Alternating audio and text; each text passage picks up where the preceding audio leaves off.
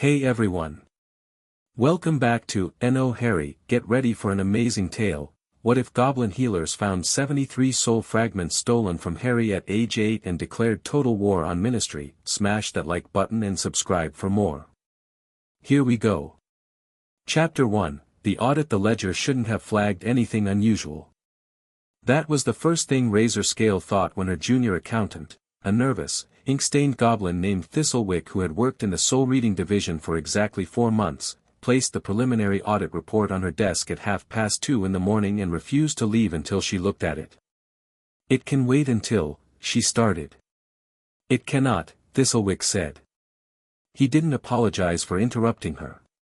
Good. She'd trained him better than that. "Vaultkeeper, I've run the calculation 6 times. The 7th time I asked Brassknife to check my arithmetic, and he ran it twice more. We're all getting the same number." Razorscale set down her quill. She looked at Thistlewick the way she looked at everything, with the slow, assessing patience of someone who had spent 341 years learning that the most dangerous things in the world rarely announced themselves loudly. He was frightened. Not nervous frightened, the way junior accountants always were around her. Actually frightened. The kind of frightened that came from understanding what you were looking at. She picked up the report. The name at the top of the page read, Potter, Harry James. Vault 687. Inheritance Audit, Soul Core Assessment. Mandatory Decennial Review. Routine. The Potter boy had turned 14 this past July. Decennial reviews ran at 14 for magical children, 10 years after the first baseline reading was taken at age 4. Standard procedure, initiated automatically by the Vault's trust parameters when Lily and James Potter had established the account. Soul Core assessments were part of every inheritance audit for accounts flagged as magical legacy holdings, which the Potter Vault certainly was. The assessment was supposed to confirm that the inheriting child's magical core was developing normally, cross-reference it against the baseline reading from age 4, flag any anomalies for the healers division, and generate a projected maturation curve for the Vault's long-term asset calculations. It was, as Razorscale had said, supposed to be routine. She read the first page. Then the second. Then she turned to the raw data tables at the back, the numbers Thistlewick had run 9 times between himself and Brassknife, and she sat very still for a very long time. The baseline reading from age 4 showed Harry Potter's soul core as a 94 fragment matrix. That was exceptional. The average magical child at 4 years old possessed a 40 to 60 fragment soul core. 94 fragments indicated a level of innate magical density that the sorting systems would later struggle to properly categorize. Not unprecedented, his mother's core had been 87 fragments at maturation, his father's 79. But remarkable. The current reading showed 21 fragments. 21. Not reduced by natural causes. Not diminished by illness, trauma, or the known magical phenomenon of core shock that sometimes occurred after catastrophic spell exposure. The fragments weren't damaged or degraded. They weren't there.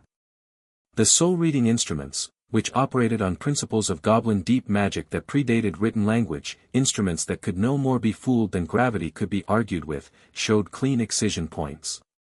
Surgical removal. Deliberate, repeated, and careful enough that each extraction had been performed so as not to trigger the others into collapse. Whoever had done this knew exactly what they were doing. 73 fragments. Removed. From an 8-year-old child. Razorscale stood up from her desk. This was not a gesture she performed lightly. At 341 years old, her joints held opinions about standing, but she stood, and she carried the report to the window that overlooked the lower vaults, and she breathed through the thing that was happening in her chest, which was not precisely anger yet, not yet, but was the deep, tectonic precursor to it.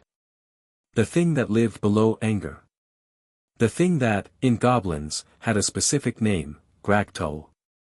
Loosely translated, it meant the recognition of an unforgivable debt. When was the first extraction? She asked, and her voice came out perfectly level, which was how Thistlewick knew it was very bad. Age 8, Vaultkeeper. July 31st. His birthday. A pause. They took 11 fragments on the first occasion. And the last? Age 13. Just before the start of last school year. They took 4. That appears to be the most recent. Another pause, shorter. There are also trace readings suggesting a partial extraction was attempted at age 11 that failed. The instruments show a deflection scar on fragment 19. Something interrupted it. Something interrupted it. Razorscale thought about what had happened to Harry Potter at age 11. His first year at Hogwarts. The confrontation with Voldemort in the lower levels of the school. She filed that detail away and did not speak it aloud, because right now she needed the full picture before she allowed herself to start drawing conclusions. In her experience, the worst mistakes came from people who started connecting dots before they'd finished counting them. "Where are the fragments stored?" she asked. Thistlewick's voice dropped, even though there was no one else in the room. "The trace leads to 6 separate ministry-holding vaults, Vaultkeeper. Sub-level 9 of the Department of Mysteries." She turned from the window. "The unspeakables." "Yes. Are they intact? The fragments, are they alive?" "Yes." He swallowed. "All 73 are reading as viable. Contained, suppressed, but viable." He hesitated, then added something she hadn't asked for but needed to hear anyway. "They've been used, Vaultkeeper. The resonance patterns show active drain. Someone has been drawing energy from them continuously. They're still working. Right now. Tonight." The silence that followed had a specific texture to it. Dense and pressurized, like the air before a summer storm rolls in off the mountains. Razorscale walked to her door, opened it, and said to the night clerk Goblin stationed in the hall outside, "Wake the High Council. All 9 members. Full convening, emergency protocol.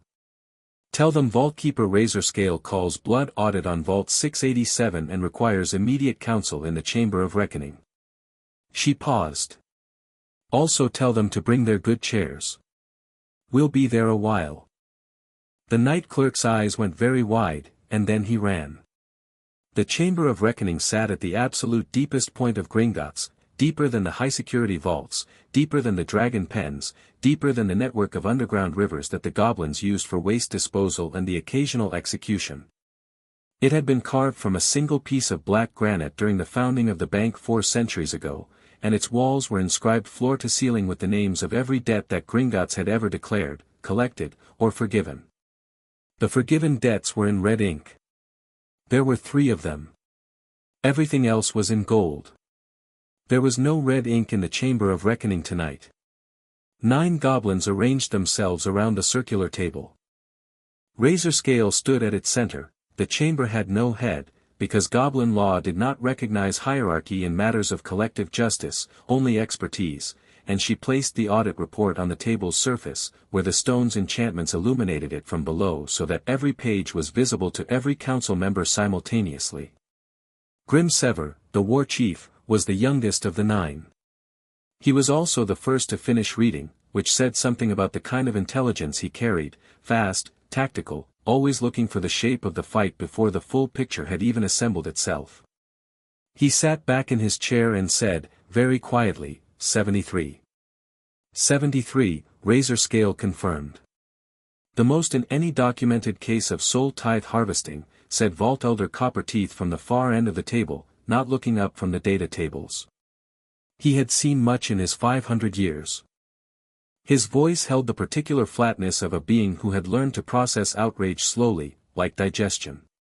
The previous record was a half-blood orphan in 1923. 19 fragments. He died at age 16 of what was listed as magical exhaustion on his death certificate. "The boy is alive," said Council Reader Ashvale, who handled Gringotts' own deep magic operations and whose assessment of the fragment's viability Thistlewick had already confirmed.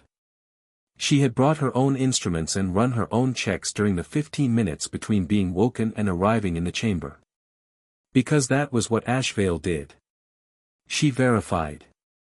14 years old and alive with 21 fragments, which means one of two things: either his natural core was so extraordinary that 21 fragments is sufficient to sustain him, or, she looked up, the presence of the Dark Lord's attack at age 1 year created a secondary anchoring structure that has been propping up the core artificially. Every head in the room turned toward her. "I believe it is the latter," she said. The killing curse deflection left a fracture scar across the primary core matrix. That scar, which should have been treated and sealed within weeks of the event, and was not, has actually functioned as an accidental scaffolding. The remaining 21 fragments have been clustering around it like. She searched for the word, like ivy on a broken wall. The wall should have fallen. The ivy has held it up. The boy doesn't know this. "Of course he doesn't know this," said Grimsever. He stood up, which was the goblin equivalent of slamming a fist on the table. He was too well trained to slam a fist on the table. He's a child. He was 8 when they began. 8 years old.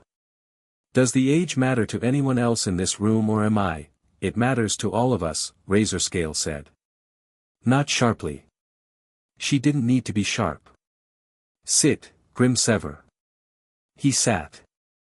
His jaw was working. The question before the council, she continued, is not whether this is a crime. It is a crime. It is the oldest crime in the Goblin codes, older than the Goblin rebellions, older than the founding of this bank. The deliberate theft of soul substance from a Gringotts account holder is a blood debt matter. The council does not debate whether. The council decides how. She let that settle for a moment, then pressed forward. I have taken the liberty of running a secondary search on the ministry holding vaults in question. Sub-level 9, the Department of Mysteries, has housed soul tithe material since approximately 1750.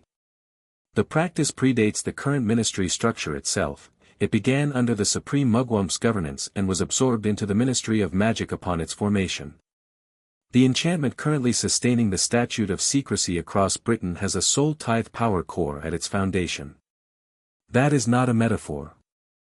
The statute literally runs, in part, on harvested soul energy from orphaned magical children. The silence was different now. Denser. How many children? Asked Copperteeth.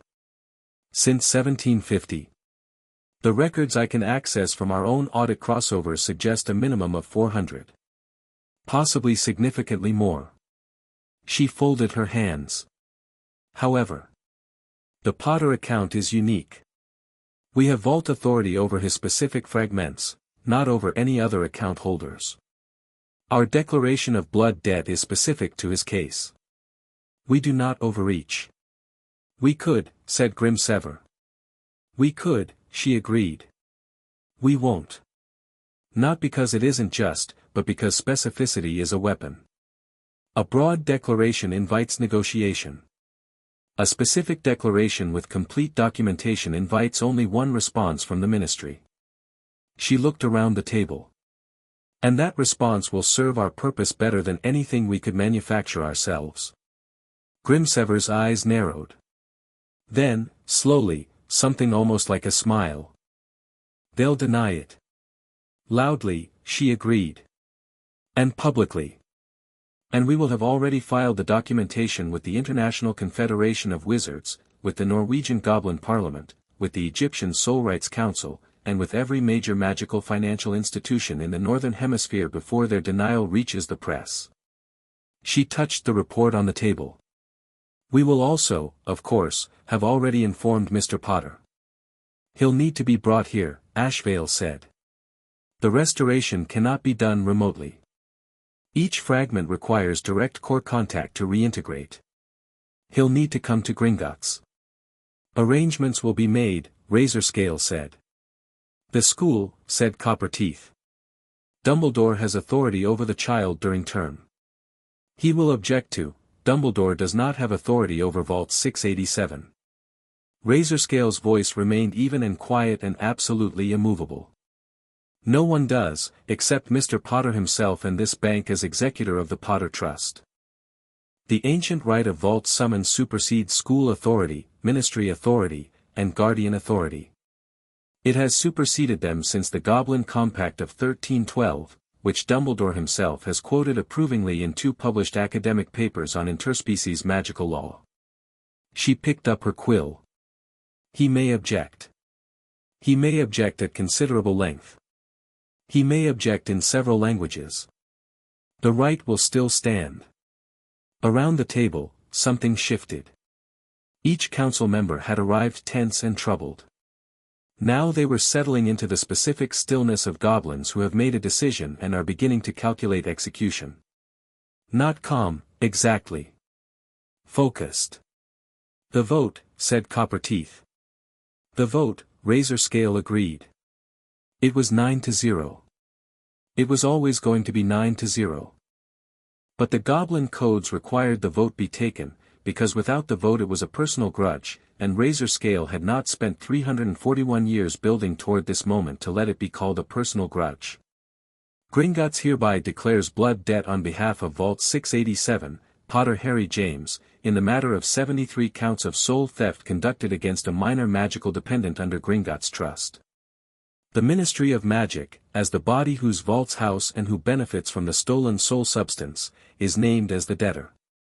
Full restoration of all 73 fragments is demanded within 60 days of formal declaration, under penalty of total war provisions as outlined in the Goblin Compact of 1312, Articles 9-21. Razorscale signed the declaration.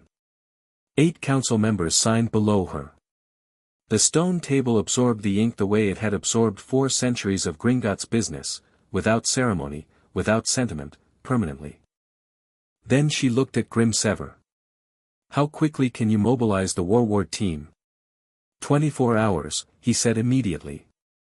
48 if you want the full siege cadre. I want the full siege cadre. She gathered the audit report from the table's surface, tucking it under her arm alongside the signed declaration. And I want them invisible. No announcements. No posturing. When the ministry realizes we are serious, I want the financial, legal, and magical response to arrive simultaneously, not sequentially. She moved toward the door. We do not warn them. We simply act. What about the boy? Grimsever asked. She paused at the chamber door. Behind her, carved into the granite, centuries of debts paid in gold glittered in the lamplight. He's been without pieces of himself for 6 years, she said. He should hear the truth as soon as possible. A pause, and then something moved across her ancient face that was not quite softness but occupied the same general territory. He's been living like a man carrying a wound he doesn't know he has. Once he knows, once he starts getting them back, everything changes. For him and for us. She pushed open the door. Draft the vault summons. Word it formally but plainly. He deserves plain language. She walked out into the deep dark corridor of Gringotts, where the mountain pressed close and the torches burned green gold, and somewhere far above them, London slept without any idea that tonight, in a chamber carved from a single piece of black granite, an old goblin had just signed a declaration that would shake the foundations of the British magical world to their roots. At Hogwarts, in the Gryffindor boys' dormitory on the 4th floor, Harry Potter woke up at 3:47 in the morning with no idea why. He lay on his back staring at the canopy of his bed, heart beating hard, the way it did after a nightmare, but there had been no nightmare. No green light, no high cold laugh, no graveyard or snake or dark corridor. Just sleep, and then suddenly, without transition, complete wakefulness. His scar wasn't burning. He felt the usual faint background ache of it, the one he'd grown so accustomed to that it barely registered anymore, but nothing sharp. Nothing that explained why his hands were trembling slightly under the duvet, or why something in the center of his chest felt like it was, vibrating wasn't quite the right word. He pressed his palm flat against his sternum, which was a stupid thing to do because he couldn't actually feel anything through muscle and bone, and yet for just a moment he could have sworn he felt something in there that was aware of him. Awake. Reaching. Then it faded. He lay there for another few minutes, listening to Ron's easy snoring 2 beds over and the wind driving rain against the windows, and eventually the trembling in his hands stopped and whatever had happened, if anything had happened, receded into the background of his body the way strange feelings always did. He was used to things not quite making sense inside him. He'd been used to it his whole life. He fell back asleep within 20 minutes. He didn't remember the waking by morning. But the waking had happened because something that had been suppressed and contained and drained for 6 years had felt, for the first time, someone looking for it. Recognized it. Declared it stolen. In the Department of Mysteries, 9 floors below the Ministry of Magic, 73 soul fragments that had not been able to feel anything for a very long time felt, faintly, the distant warmth of a declaration written in goblin gold. It was a Tuesday when the letter arrived at Hogwarts. Not an owl. There was no owl. That was the first thing that made Professor McGonagall, who received it when it materialized directly on her desk during second period transfiguration, go very still and read it 3 times before she did anything else. The paper it was written on was not paper. It was something older, pressed sheets of hammered copper leaf, rolled tight and sealed with dark wax bearing the full Gringotts crest, which McGonagall had only seen on official documentation twice in her entire professional career, and both times it had been for inheritance matters serious enough that the Hogwarts headmaster had been pulled from other obligations to handle them personally. The copper leaf bore the vault summons, formal and plain as promised, to Mr. Harry James Potter, Vault 687, primary account holder. You are hereby summoned to Gringotts Bank, Diagon Alley, London, under invocation of the ancient right of vault summons, as is your right and the bank's obligation under the Goblin Compact of 1312. The nature of this summons is blood debt, specifically, as the injured party for whom the debt has been declared. Your presence is required at the earliest opportunity, no later than 7 days from the date of this notice. Transportation has been arranged. Reply is not required. Acknowledgement of this summons is automatic upon reading. Vaultkeeper Razorscale, Chief Soul Reader, Gringotts Bank. Date, October 14th, below the text, the Gringotts crest pulsed once with golden light, and McGonagall felt the slight warmth of the acknowledgement magic activating, which meant that the summons was now registered as received, and the 7-day clock had started.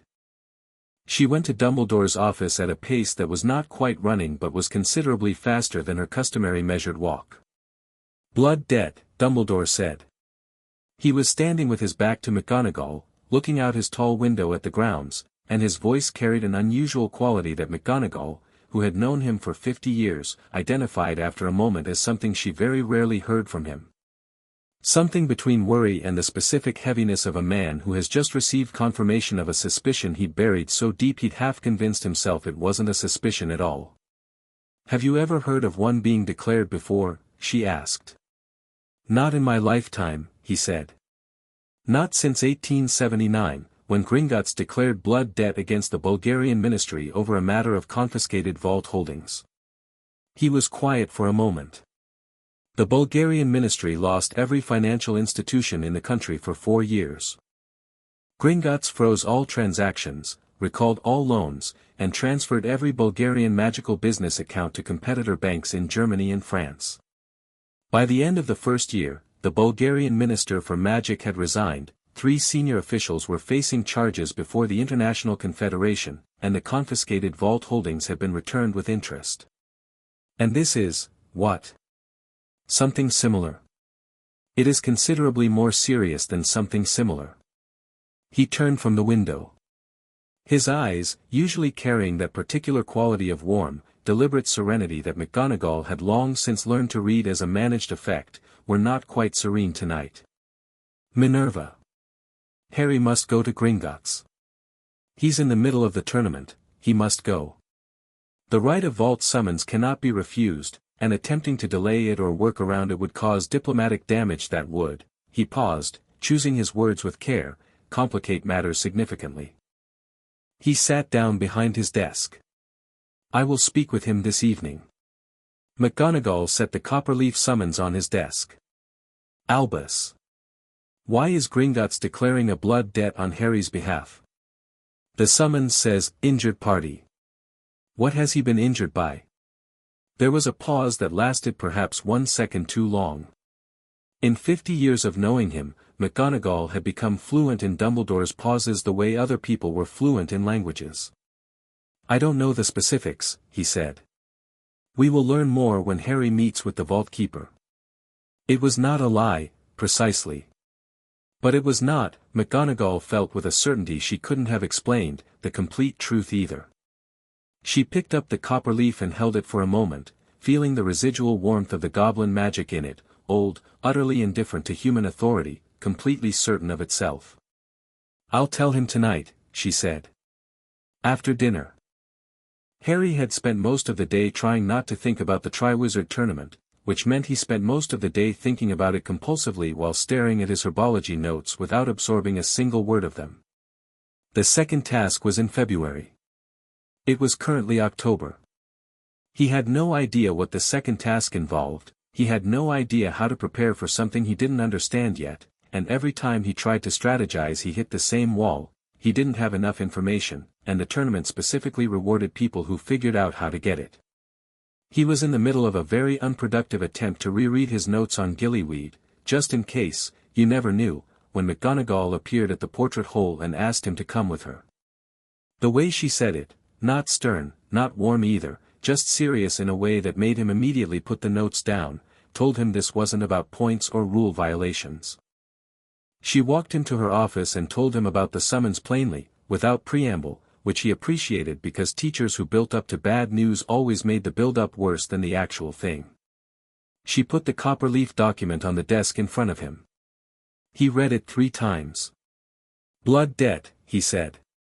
"What is, I mean, I know what a debt is. But blood debt specifically?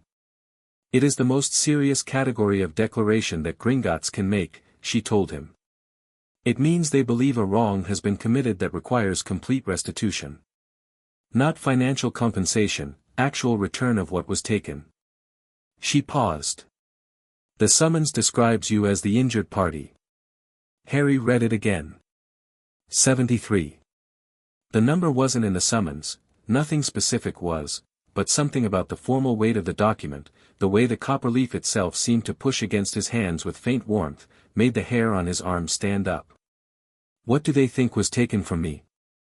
"I don't know," she said. "But they wouldn't invoke this right over something small, Harry. Gringotts does not use blood debt language lightly." She leaned forward slightly. "Professor Dumbledore has agreed that you must go. I've spoken with him. He will speak with you himself this evening, but I wanted you to have the chance to read the summons before then." Harry nodded slowly. He was still staring at the copper leaf, at the Gringotts crest that had gone still after its single pulse of acknowledgement. He thought about waking up at 3 in the morning 3 days ago with his hands trembling and something in his chest like a fist unclenching for the first time in years. He hadn't thought much about it since.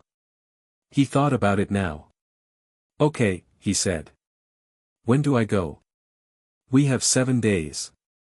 I'd suggest Friday, if you're comfortable with that." "Friday's fine," he said. He meant it.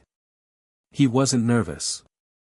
He was something else entirely, the same feeling he got when he spotted the snitch and the whole world narrowed to a single bright point and his body already knew what to do before his mind had finished catching up. Purpose. The feeling of moving towards something rather than away from it. He just didn't know what it was yet. Dumbledore spoke with him at 9 o'clock, in the headmaster's office with the portraits of past headmasters doing a poor job of pretending to sleep and Fawkes doing a better job of pretending he wasn't watching. He told Harry that the vault summons was legitimate, that it had to be obeyed, that it superseded school authority including the tournament, though arrangements would be made to ensure the Friday absence did not count against his standing, and that he should approach the meeting with Gringotts with an open mind. He said it carefully and he said it completely and Harry listened to all of it politely. Then he said, "Professor, do you know what they found?" Dumbledore's hands, resting on the desk, were very still. "I believe the audit may have identified some irregularities in your magical core's development," he said. "The specifics are, but you knew something was irregular," Harry said. It wasn't an accusation, exactly. It was steady and quiet, the kind of statement that carries its own weight. "You've mentioned my core before." In first year. You said something about it being unusually configured. I remember because it was right after I came back from the Mirror of Erist. The portraits were definitely not sleeping. I noted certain characteristics, Dumbledore said. Yes. Did you look into it? A pause. My focus at the time was on the larger threat. Harry nodded slowly.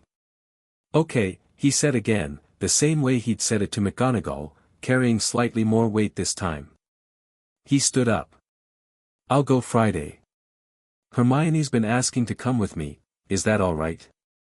Dumbledore seemed almost relieved by the change of topic. Of course. On the way back to Gryffindor Tower, Harry passed 2 third-years who flattened themselves against the wall at his approach, which they'd been doing since his name came out of the goblet, treating him like something between a celebrity and a live explosive. He was used to it. He barely noticed it anymore.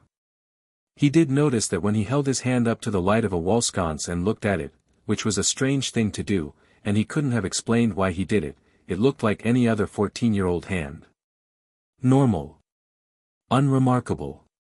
But standing in the corridor with the torchlight flickering orange gold, with that copperleaf summons folded in his pocket and the memory of 3 in the morning trembling in his hands and Dumbledore's careful pauses heavy in his ears, he had the unsettling, specific feeling of someone who has lived their whole life in a room that is slightly too small, and has just been told, for the first time, that the walls can move. He went to find Hermione. She was in the common room, sitting cross-legged in the armchair nearest the fire with approximately 6 books and a half-eaten chocolate bar. She looked up when he came through the portrait hole, read his face in the efficient way she had, and closed the book in her lap. What happened? She said. He sat down across from her and took the copper leaf out of his pocket and handed it to her. She read it, once, very fast, which meant she got the shape of it, then read it again slowly, properly. He watched her face do what Hermione's face did when it was processing something genuinely significant, that small, focused stillness, brows slightly drawn, lower lip caught between her teeth. Blood debt, she said. Yeah. I know what that is. She looked up. Harry, I've read about more actions right the next chapter now, the soul debt of Gringotts chapter 2, the summons the morning they left for Gringotts, it rained. Not the soft, atmospheric kind of rain that made Hogwarts look gothic and romantic in the early light. The aggressive, horizontal kind that came off the Scottish mountains like it had a personal grievance, driving against the castle windows hard enough to rattle the frames and soaking anyone foolish enough to cross the courtyard in under 30 seconds flat. Harry and Hermione made it to the carriages at a dead sprint, Hermione clutching her bag against her chest and Harry abandoning any pretense of dignity entirely, and they arrived at the Hogsmeade station looking like they'd been through a car wash. Ron was standing under the station's narrow awning watching them run. You two look terrible, he offered helpfully. Thank you, Ron, Hermione said, wringing out the end of her braid.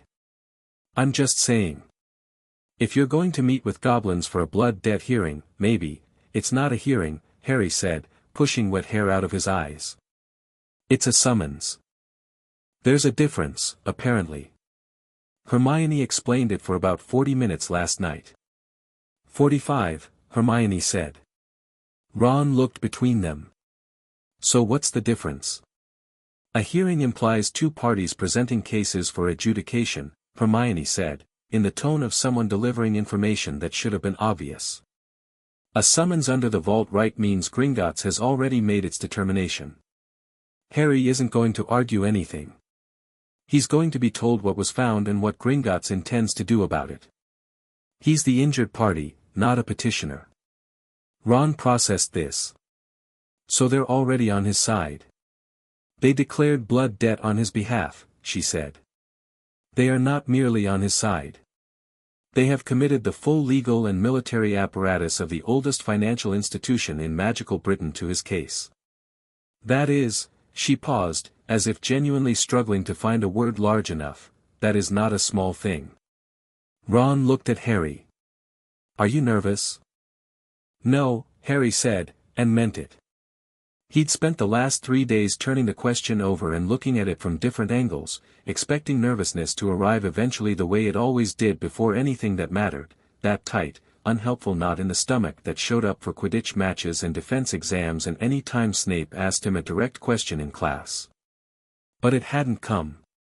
What had come instead was something calmer and more determined, a kind of flat readiness that he didn't have a better word for.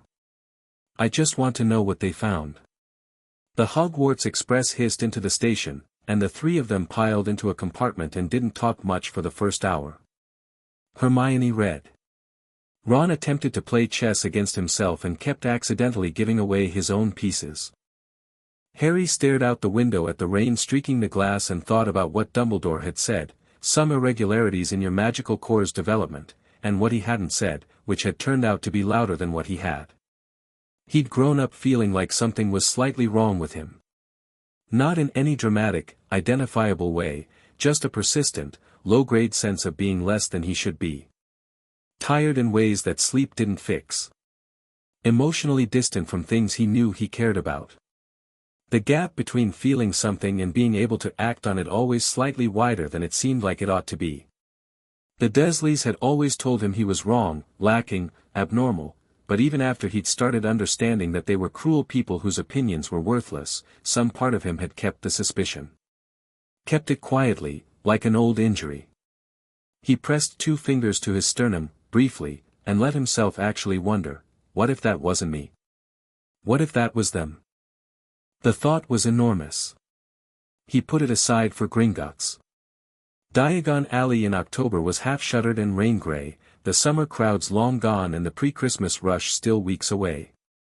The three of them walked quickly down the cobblestones with their collars up, and Gringotts rose ahead of them the way it always did, white marble and bronze doors and a gravity to it that felt like a geological feature rather than architecture. At the entrance, there was no queue. There was a goblin standing just inside the main doors who was clearly waiting for them, which Harry had never experienced at a bank in his life.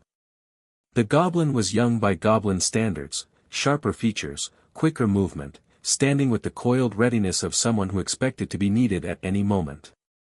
"Mr. Potter," the goblin said. "I'm Thistlewick, assistant to Vaultkeeper Razorscale. She is expecting you." He looked at Ron and Hermione with the focused, assessing quality common to all Gringotts employees, then said to Harry, "Your companions may wait in the eastern, they come with me," Harry said. Not aggressively. Just clearly. Thistlewick looked at him for a moment with something that wasn't quite surprise but was adjacent to it, the look of someone recalibrating slightly. He nodded. "Of course. Follow me, please."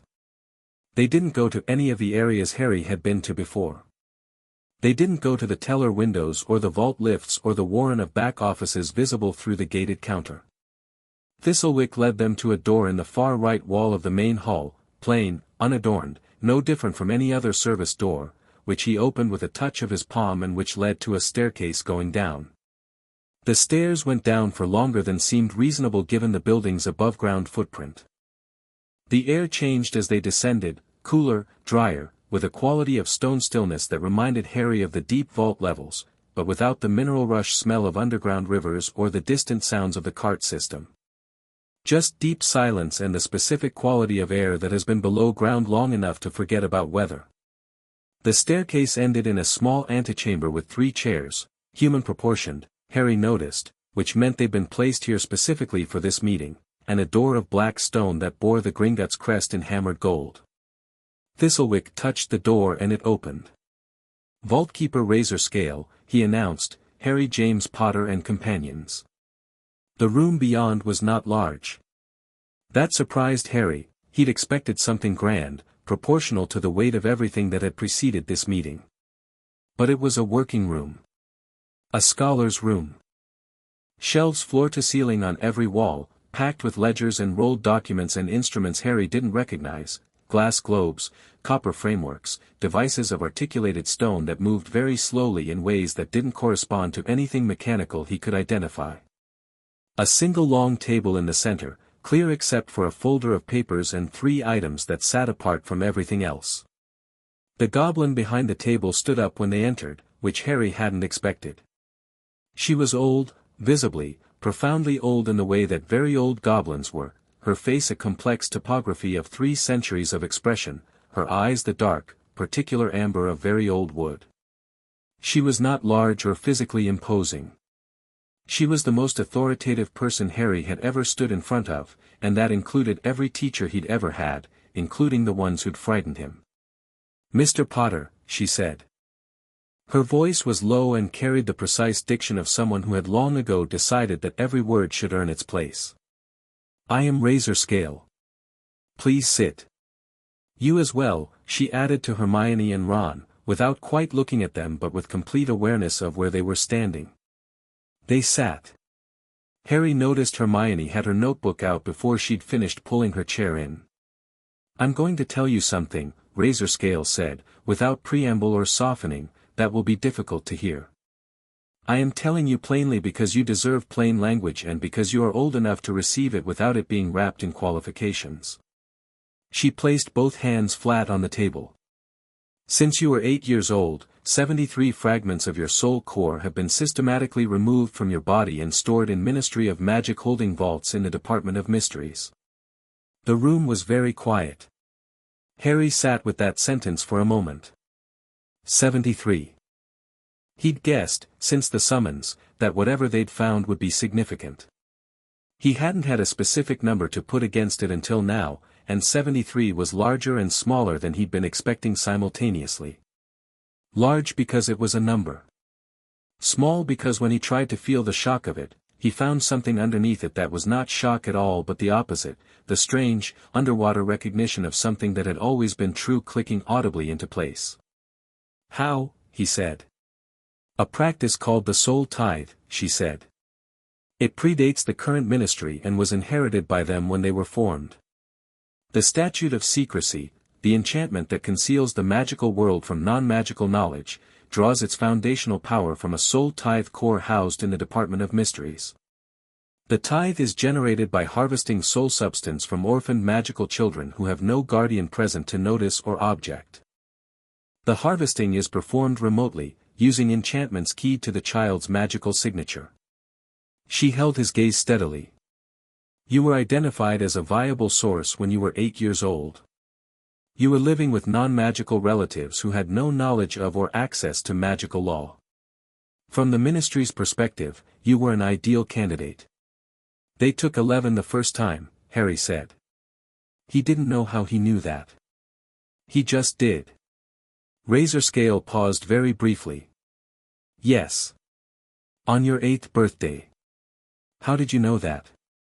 "I don't know," he said honestly. That number felt right." He paused. "I remember that birthday. I was sick for about 2 weeks after. My aunt thought I was faking to get out of chores." Something moved across Razorscale's face that Harry couldn't precisely categorize. She held it for one controlled moment and then continued. "Your current core contains 21 fragments, down from a baseline of 94 at age 4. The average magical person of your age has between 50 and 70. You have been functioning on approximately a quarter of your natural capacity your entire conscious magical life." Beside him, he heard Hermione's quill stop moving. He glanced at her. She'd gone very still, the kind of still that happened when she was processing something she didn't want to believe but couldn't dispute. "Are they recoverable?" Harry asked. "All 73 are viable.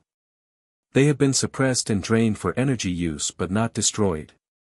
The recovery process is called soul reintegration. It requires your physical presence at the bank and must be performed in stages. Returning all 73 at once would overwhelm your current core structure and cause significant harm. We are proposing a schedule of 7 to 10 sessions, returning between 7 and 12 fragments per session." She paused. "The ministry has been given 60 days from this morning to voluntarily release the fragments. We do not expect them to comply. What happens if they don't?" She looked at him steadily. "Total war provisions, under the Goblin Compact of 1312. Every ministry-held financial account frozen. All loans and credit facilities recalled immediately. All Gringotts held ministry assets transferred to international institutions. Additionally, and this is under provisions specific to soul debt, we are authorized to reclaim the fragments by force, which means penetrating ministry vaults directly, which the Goblin warlords are entirely capable of doing. She said it the way someone might say we'll take the north road instead of the east, as a logistical preference among several reasonable options. We will also be filing civil charges before the International Confederation of Wizards, the documents for which were filed this morning to 14 separate international bodies before the Ministry of Magic opened its post. Ron made a sound that was not quite a word. Harry thought he understood it anyway. I need to ask you something, Harry said. Ask. The fragments are being used right now. To power the Statute of Secrecy. He watched her face. If you get them back, does the statute collapse? It was the right question. He saw it in the fractional quality of Razorscale's attention sharpening further. You are sharper than they give you credit for, she said, and it was not flattery, it was an observation delivered like a data point. The statute will not collapse. It will require reconfiguration. The ICW has been informed and has already begun evaluating alternative power sources.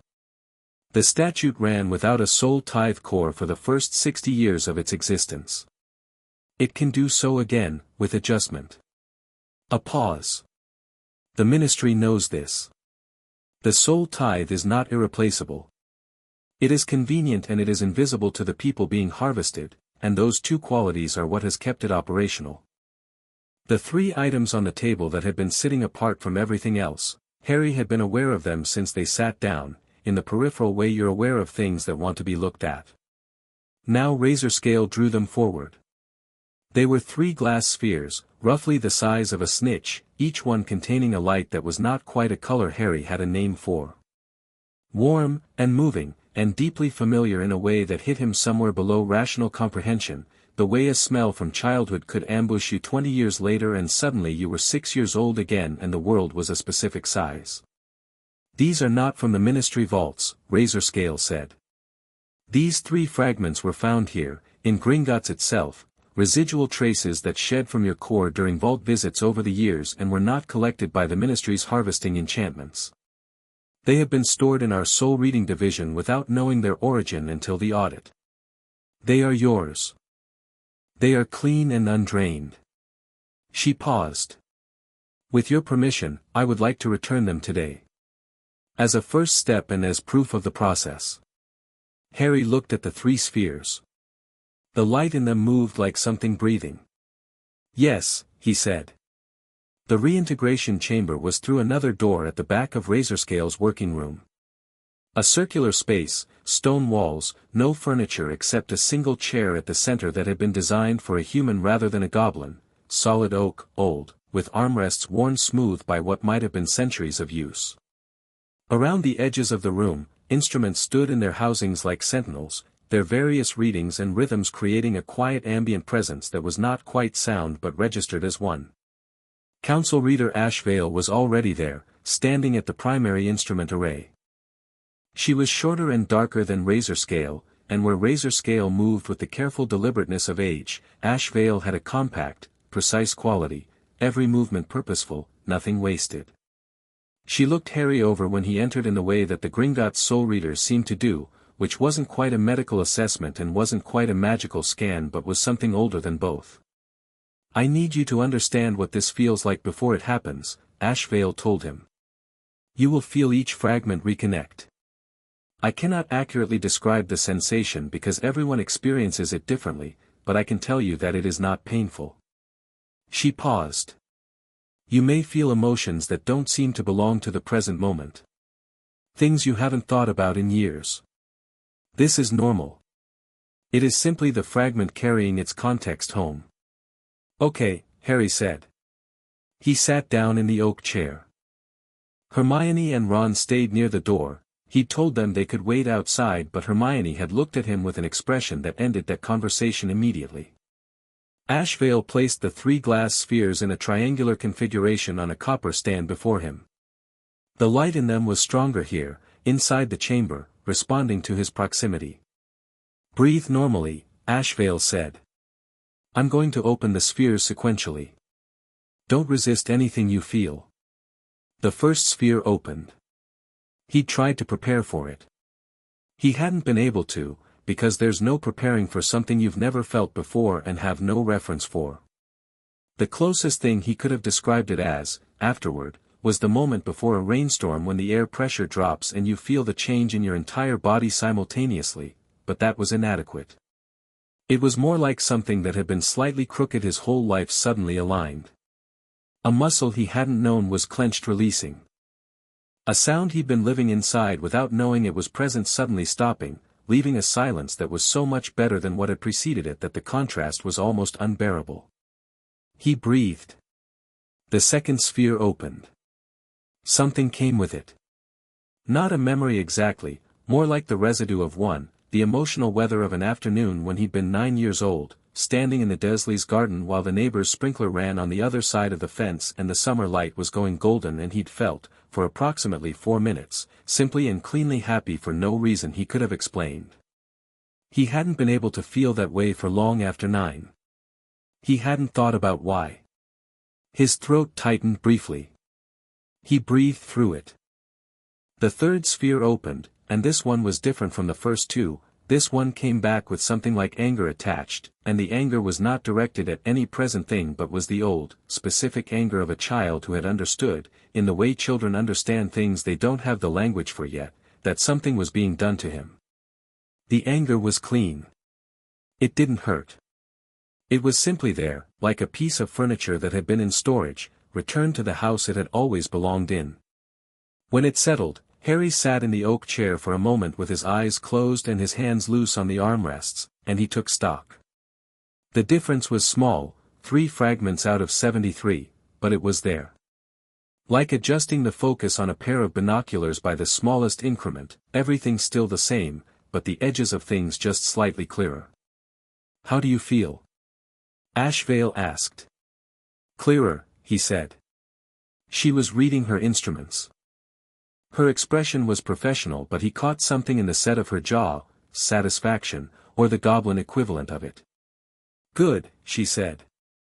Your core is accepting the reintegration without rejection. This is the best possible sign for the full process. She made several notes. 7 sessions minimum. Possibly fewer if the ministry, they won't hand them over voluntarily, Harry said. He wasn't even sure why he was so certain. He just was. No, Ashvale agreed. They won't.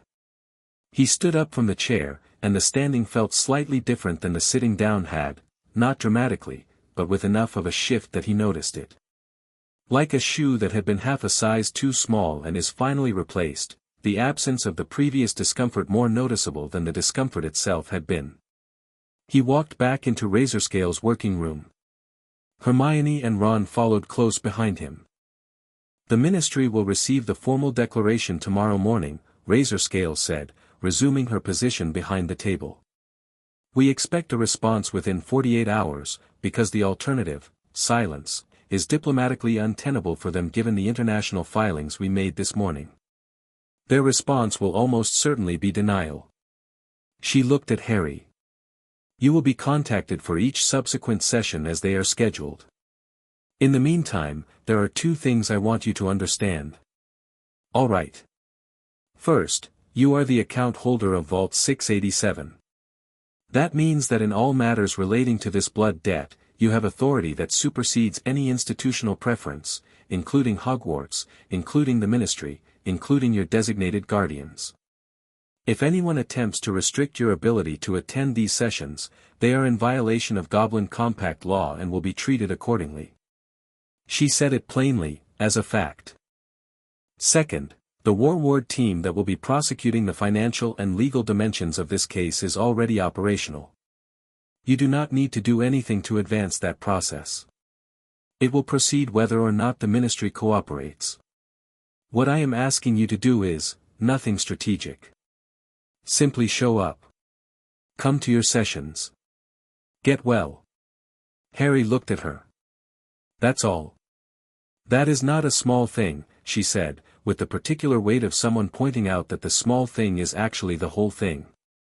The ministry will attempt to make this case about politics, about the statute of secrecy, about goblin rights versus ministry prerogative, about the greater good. They are experts at moving attention away from the specific and into the abstract. She held his gaze. The specific, in this case, is that you are a 14-year-old boy who has been living with a deliberately diminished magical core since the age of 8, and 73 pieces of you are sitting in a ministry vault being drained for power. We do not allow the ministry to make that abstract. Every time they try, your presence, whole, recovering, articulate, is the counterargument. A brief pause. You are not a symbol in this case, Mr. Potter. You are the evidence. Hermione's quill had been moving steadily. It stopped again, and this time she looked up, and Harry saw on her face the specific expression she wore when someone had said something that rearranged her understanding of a situation, wide-eyed, very still, the beginning of an anger that was going to take a few hours to fully develop and then be absolutely magnificent once it did. I want to understand the legal framework, she said to Razorscale, in a careful, controlled voice. The soul tithe, is it formally codified in ministry law? Is there a statute, a decree, a formal authorization? There is not, Razorscale said. It is operated under the authority of a classified executive order from 1749, which was never formally legislated and has been continuously renewed by each successive minister for magic without public disclosure or Wisengamot vote. Hermione wrote something down with the focused intensity of a person who has just found the pressure point. So it is not, technically, legal even under ministry law. It has never been challenged under ministry law, Razorscale said. Because the people it is performed on are children who do not know it is happening and have no advocates who know to look for it. A pause. Until now. Can I file something? Hermione asked. A request for Wisengamot review? On the grounds that the executive order was never, Hermione, Harry said. She looked at him. Can you do that after we leave? He said. Just, write it down for now. She looked at her notebook, then back at him, and he saw the slight softening around her eyes that meant she'd registered that he was fine but that she needed a moment to catch up. Right, she said. Sorry. Yes. I'll write it down. Ron, who had been sitting very quietly through most of this in the way he sometimes did when he was genuinely processing rather than formulating a comment, said, Harry, when they give you back all the fragments. All 73. What happens? I mean, what are you like? What's your core like? It was exactly the kind of question Ron asked that sounded simple and wasn't. Harry considered it. 94 fragments, Razorscale said, answering Ron but watching Harry. At full restoration. For reference, the most powerful documented magical cores in modern British history have ranged between 65 and 85 fragments at maturation. She was absolutely matter-of-fact about it, the way she'd been matter-of-fact about everything. Harry Potter's natural core, fully restored, will be the strongest on record. The room was quiet. Right, Ron said, after a moment. He looked at Harry. Okay. He seemed to be recalibrating something internally. Then, can we go get lunch? Only I've been underground for about 2 hours and I need to see sky. Harry laughed, a real laugh, shorter than he'd intended, catching him off guard. It sounded different than his usual laugh. Slightly less careful. He noticed that, and set it aside for later. They ate at the Leaky Cauldron, in the back corner booth, and for a while they just ate and didn't talk about any of it. Tom the barman brought them soup without being asked, the way he always did in autumn, and the fire was going in the grate and the rain was still doing its aggressive thing against the windows, and Harry sat with the warmth of 3 fragments returned and the understanding that 70 more were waiting in ministry vaults and let himself feel both of those things without trying to resolve them. It explains a lot, Hermione said, eventually. She'd been building up to saying it since they left Gringotts. He could see the structure of it in how she'd been staring at her soup, but she wanted to say it carefully. The exhaustion, specifically. I've wondered about that for years. You sleep as much as anyone else and you're still tired, he said. Yes. She stirred her soup. And the distance, sometimes. The way you sometimes seem like you're watching yourself from further away than you should be. She said it carefully, watching him to see if it landed wrong. It didn't land wrong. It landed exactly right, with the specific accuracy of someone naming a thing you've never found the words for yourself. He nodded. That's what 21 Fragments does, she said, half to herself. You've been running on, she stopped. Harry, you've been doing everything you've done, the Sorcerer's Stone, the Chamber, the Dementors, last year, on less than a quarter of what you should have. Yeah, he said. She stopped again. Brilliant. Ron offered. I was going to say unconscionable, she said. But also, yes. Harry picked up his spoon. I'm going to get them back, he said. Not loudly. Not dramatically. Just as a statement of fact with no uncertainty attached to it. All 73. And then we're going to see what that looks like. Something in his voice made both of them look at him, not the words, which were simple enough, but the quality underneath them. The flat, complete certainty. The specific absence of the careful qualification he usually wrapped things in. 3 fragments. 3 small pieces of himself that had been sitting in a Gringotts storage unit waiting to come home for years. And they were already doing something to the edges of everything, sharpening the world by the smallest degree, and he found that instead of frightening him, it made him very, very curious about what came next. The Ministry is going to fight it, Hermione said. Let them, he said. She looked at him for a long moment. Then she nodded once, decisively, in the way she nodded when she'd moved from processing to decided. All right then. She pulled out her notebook. Tell me everything Razorscale said about the 1749 executive order. I want the exact wording.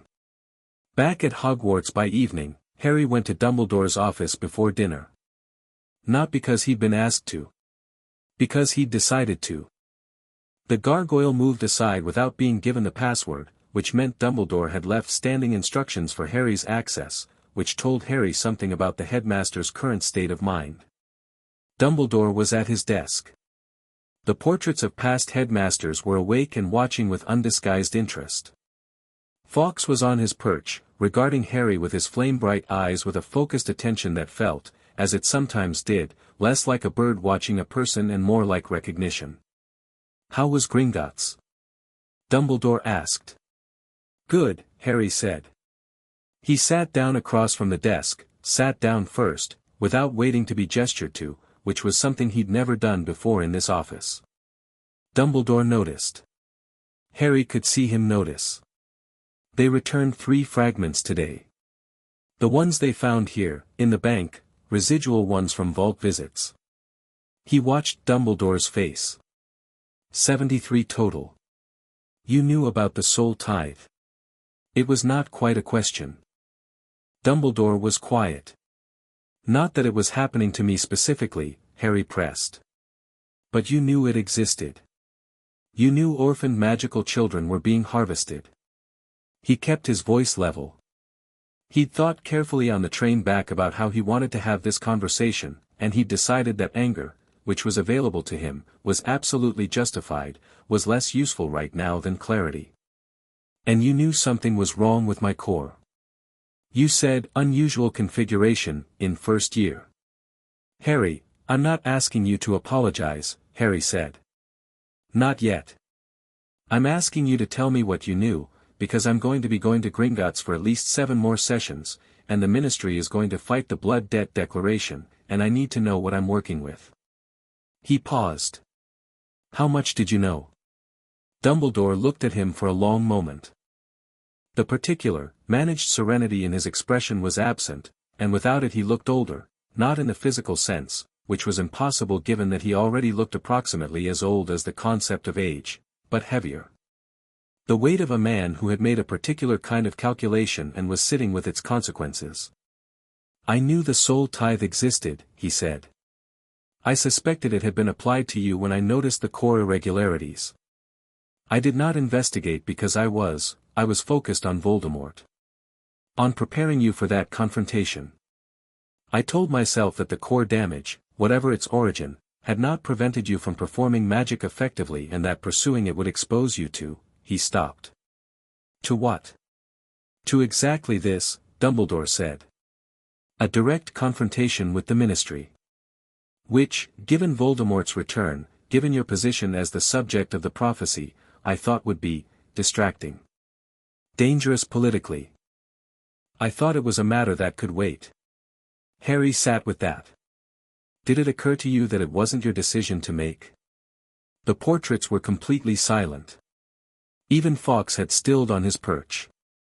Yes, Dumbledore said. It did occur to me. Afterward. He met Harry's eyes. I am sorry, Harry. That is insufficient. I know it is. Harry nodded once. Not acceptance, acknowledgement. He'd think about what to do with the apology later, when there was more of himself available to think with. Gringotts is handling the legal case. Razorscale says I don't need to do anything strategic, just come to the sessions. He stood. But if the Ministry tries to interfere with those sessions, I need you to not stand in the way of Gringotts' response. Dumbledore looked up at him. Something moved through his expression that Harry couldn't fully read, partly surprise, partly the recalibration of a man encountering a version of a person that is measurably different from the previous version, even if the change is still small. I won't stand in the way, he said. Good, Harry said. He moved to the door. Thanks for leaving the password off for me. He went to dinner. He ate 3 servings of everything, which was unusual for him. He was always hungry but rarely acted on it, and then went back to the dormitory and fell asleep in under 5 minutes, which was also unusual, and slept without dreams until morning, which was the most unusual of all. In the morning, Razorscale's formal declaration arrived at the Ministry of Magic in London. It arrived as a copper-bound document delivered simultaneously by 11 goblin messengers, one to each major ministry department, each messenger dressed in the full formal regalia of Gringotts' legal division, which included, for reasons of historical tradition, actual armor. By 9:30 in the morning, the Minister for Magic Cornelius Fudge had read the declaration, gone slightly grey, and called an emergency closed session with his senior advisors. By 10, he had his official response drafted. By 10:15, he had second thoughts about it and revised it. By 10:45, he sent it anyway, because there was no version of this that wasn't going to be a disaster, and delaying it only made Gringotts look more patient and the Ministry look more rattled, and at least a quick response projected confidence. It was a denial. Firm, formally worded, citing Ministry security classifications, and containing, in its penultimate paragraph, a specific phrase that Razorscale read 3 times when it arrived at the bank at 11:20. These proceedings have no legal standing under British magical law, and the Ministry reserves the right to take appropriate measures to protect national security interests. She read it a 4th time, then smiled. Not warmly. Not widely.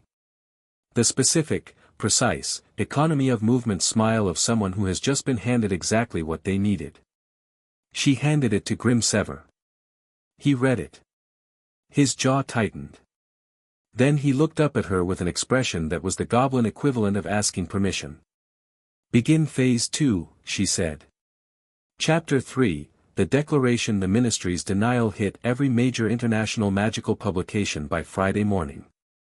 Not because the Ministry released it publicly, they hadn't. They'd sent their response exclusively to Gringotts, marked classified, under the apparent belief that Razorscale would treat it with the discretion appropriate to a private financial negotiation.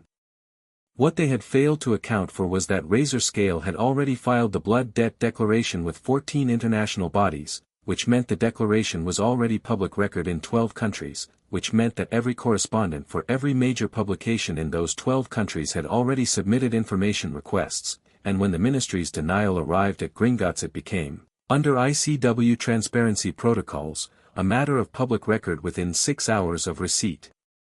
The headline in the Oslo Magical Review was, British Ministry denies soul theft of orphan child, Gringotts invokes total war.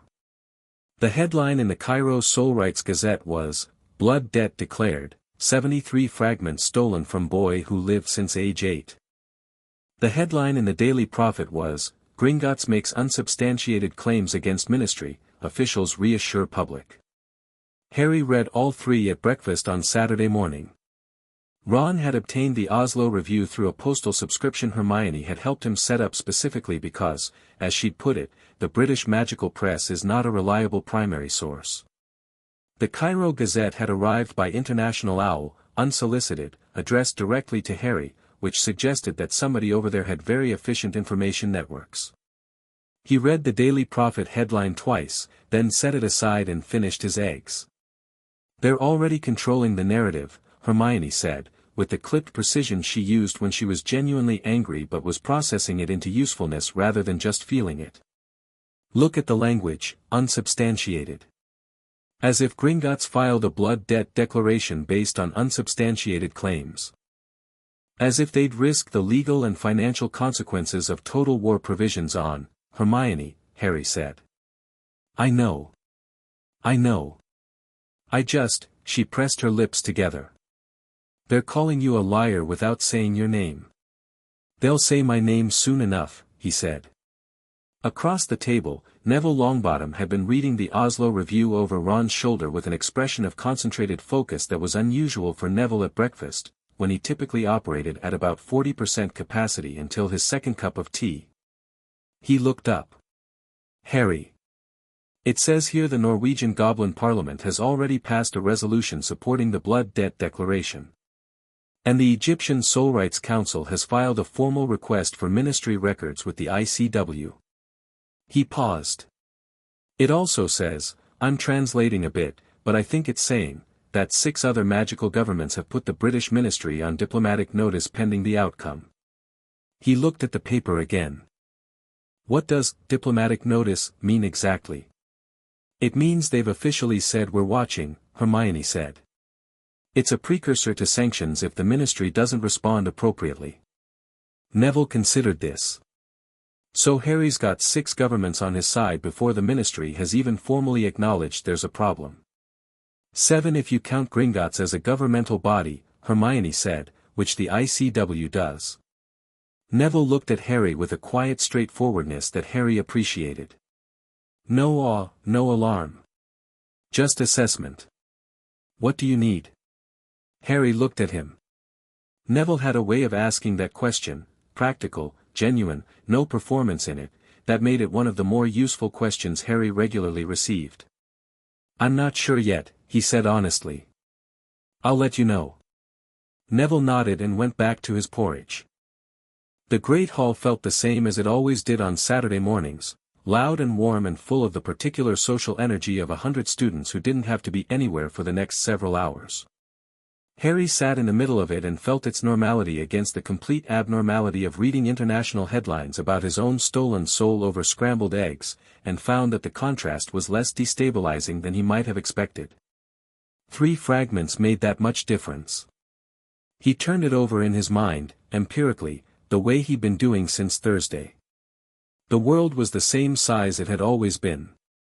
He wasn't suddenly operating at dramatically elevated capacity or walking around radiating magic or any of the dramatic things that Hermione's research had nervously suggested might happen at accelerated restoration. It was subtler than that and more pervasive, the edges of his thinking were sharper. The emotional buffer that usually existed between feeling something and acting on it was slightly thinner, in a way that felt like health rather than volatility. He was present in a way he hadn't quite been before, which told him, in a way that no instrument reading could have, exactly how not present he'd been. He thought about what 94 fragments would feel like, and the thought was large enough that he put it carefully aside for later. The post owls arrived in their usual Saturday cascade, and among the school mail descending on the Gryffindor table there was one letter for Harry that arrived differently from the others, not dropped from above but delivered directly to his hand by a single owl that landed beside his plate, extended its leg, and waited with the focused patience of an owl that has been specifically instructed to place the letter in the boy's actual hand rather than the general vicinity of his breakfast. He untied it. Heavy parchment, Gringotts seal. Inside, a brief note in Razorscale's precise, angular hand. The ministry sent their response Thursday at 11:20. Phase 2 of our strategy is now operational. You will receive details relevant to your position as they develop. Your next session is scheduled for Tuesday at 2 o'clock. Transportation will be provided. A port key will appear in your dormitory at 1:30. Do not be late. Second sessions typically show accelerated integration. Additionally, you should know that the ministry's initial response contained language authorizing appropriate measures to protect national security interests. We have interpreted this language as a potential threat to interfere with reintegration sessions. Accordingly, Grimsever's War Ward team has been deployed to provide security for all future sessions. If anyone attempts to prevent your travel to Gringotts on Tuesday, they will find the experience instructive. R. Harry read it twice, then folded it and put it in his pocket, and went back to his breakfast with a sense of quiet satisfaction that he examined briefly and found entirely justified. The weekend passed with the specific texture of a weekend during which everyone around you knows something significant is happening and doesn't know what to do with that knowledge. The Gryffindors who'd read the Daily Prophet piece oscillated between casual pretense, acting like they hadn't seen it, and awkward, poorly timed attempts at solidarity. Seamus had clapped him on the shoulder at dinner Saturday evening and said, "Good on you, mate," with great sincerity and absolutely no specificity, which Harry appreciated for the goodwill if not the precision. Dean had given him a nod across the common room that conveyed a complete paragraph of support in one gesture. The Slytherins, predictably, tried a different approach. Draco Malfoy intercepted Harry in the corridor between Charms and History of Magic on Monday morning, flanked by Crabbe and Goyle in the usual configuration, and said, in the drawling tone he kept specifically sharpened for Harry, "Read about your little goblin problem, Potter. Must be embarrassing, needing a bunch of bank clerks to fight your battles for you." Harry stopped. He looked at Malfoy for a moment with the new, slightly sharpened clarity of 3 fragments returned, and said, "Malfoy, your family keeps how much money in Gringotts?" Malfoy blinked. "What?" "The Malfoy Vault. It's one of the largest in the bank." "Right?" He kept his voice conversational. "So if Gringotts invokes total war provisions and freezes ministry-affiliated accounts, and your father is pretty deeply ministry-affiliated, that's going to be interesting for your family, isn't it?" Malfoy's expression went through several rapid iterations. "That's not, they won't. The Oslo Review has a very detailed breakdown of the financial exposure of the 10 largest ministry-affiliated vaults," Hermione said helpfully from Harry's left. She had the paper folded under her arm. "The Malfoy family vault is number 3. Malfoy looked at the paper, then at Harry, then back at the paper, and for a moment something real moved across his face, not the performed aristocratic contempt but something considerably more human. Worry. Then he reassembled himself. "This will all blow over," he said, but it came out less assured than he'd started. "The ministry will sort it out." "The ministry denied it," Harry said pleasantly. "Which Gringotts is currently using as justification for Phase 2, whatever that is. Good luck with the vault." He walked past him.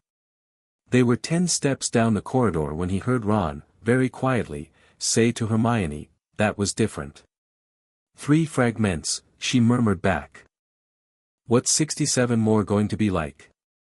"I'm trying not to think about it too much," she said. History of Magic was, as always, approximately as stimulating as watching paint consider drying. Professor Binns drifted at his usual altitude above the classroom and delivered his usual uninflected catalogue of Goblin Rebellion dates, and Harry sat in his usual seat near the back and usually spent this period either asleep or reviewing notes from other classes. Today, however, he found himself listening. Not to Binns, exactly. To the content of what Binns was saying, which was, by complete coincidence or perhaps not, the 1312 Goblin Compact, the very document cited in his blood debt declaration. "The Compact of 1312, Binns said, in the tone of a man reciting a laundry list, established the framework under which Gringotts operated independently of ministry oversight, in exchange for the bank's agreement to maintain financial services for the magical community without discrimination. Articles 1 through 8 established operational parameters. Articles 9 through 21, Harry sat up slightly. Established the total war provisions, under which Gringotts retained the right to escalate from financial to military response in cases of what the compact termed soul debt, the theft, unauthorized use, or destruction of magical soul substance belonging to a Gringotts account holder. Binns turned a page, or rather drifted in the general direction of a page. These provisions have never been invoked in the compact's history, making them largely theoretical in, Professor Binns, Harry said. The class went very still. No one interrupted Binns. It wasn't done, not because of any rule against it but because engaging with Binns was generally understood to make history of magic actively worse. Binns paused mid-sentence. He looked at Harry with the mildly confused expression of a ghost who has been teaching the same curriculum for 50 years and occasionally forgets that the students are aware they can speak. "Yes, Mr. Potter," Harry said. "The total war provisions, Articles 9 through 21. What exactly do they authorize? Specifically." Binns blinked his ghost blink. "Specifically? Well. Financial, complete freeze and transfer of all ministry-affiliated accounts, recall of outstanding loans and credit facilities, suspension of all Gringotts services to ministry departments. Legal, international filing with the ICW and all affiliated bodies, automatic trigger of soul rights review by the Egyptian Council. Military," Binns paused, with the expression of a man who has been teaching sanitized curriculum for so long that the actual content occasionally surprises even him. "Military provisions authorize the deployment of Gringotts warward teams to physically reclaim stolen soul substance from any location, including secured ministry facilities, and permit the use of Goblin deep magic combat protocols in the execution of that reclamation." The class was extremely still. "Goblin deep magic combat protocols," Harry said. "What does that look like?" "It looks," Binns said, with the academic detachment of someone describing a historical curiosity rather than an active international incident, like the 1879 Bulgarian incident, in which a warward team of 14 goblins disabled 3 floors of ministry security enchantments, retrieved confiscated vault assets, and left the building in better structural condition than they found it, which they have always maintained was a deliberate demonstration of restraint. He paused again. "They are very precise, Mr. Potter. They do not use more force than the situation requires. They also do not use less." "Thank you," Harry said. Binns resumed his notes. Around Harry, approximately a dozen students were writing furiously or staring at him with expressions ranging from impressed to alarmed. Ron was doing neither, he was staring at the ceiling with the expression of someone running through calculations.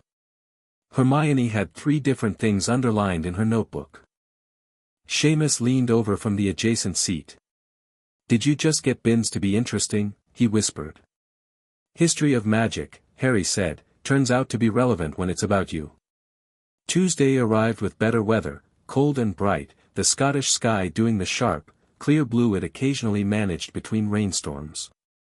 Harry was in his dormitory at 1:20, sitting on the edge of his bed, when the portkey appeared.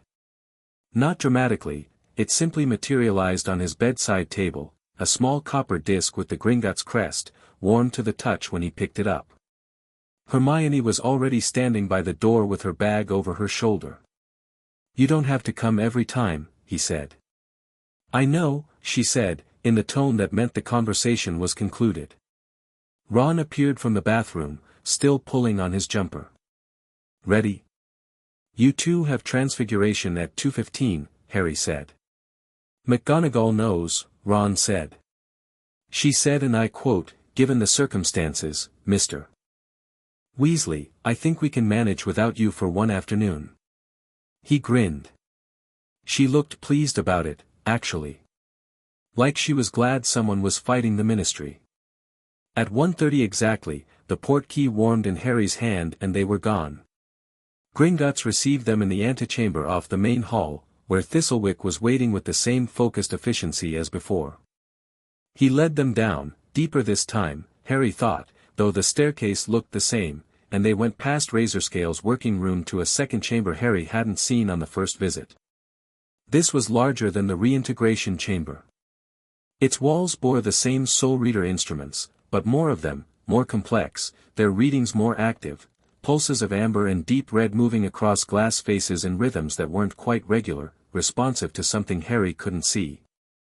Ash Vale was there, and alongside her two other goblins Harry didn't recognize, both working instruments with the concentrated focus of surgeons.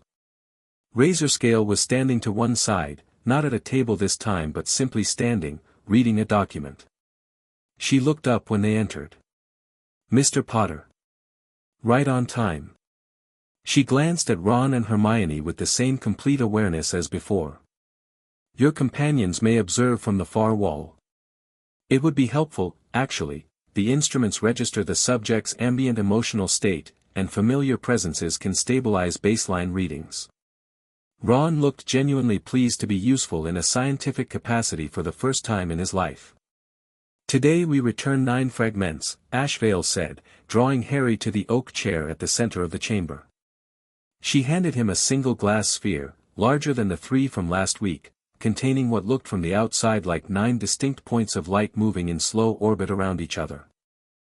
"The Ministry has already been harvesting energy from this batch continuously for 3 years. The fragments are fatigued. The reintegration may be more turbulent than last time, not painful, but more complex. You may feel the fatigue as your own for a period after." "How long?" he asked. "An hour. Maybe 2. It clears." She positioned the sphere in the copper stand. "The fragments in this group were all taken in a single extraction event, age 12, August of your second year. Do you know what was happening to you in August before second year?" He thought about it. "I was at the Dursleys. I didn't leave the house much." He paused. "I was miserable, actually. I thought at first it was just being back there, but it was worse than the summers before." He paused again. "That was after the basilisk incident?"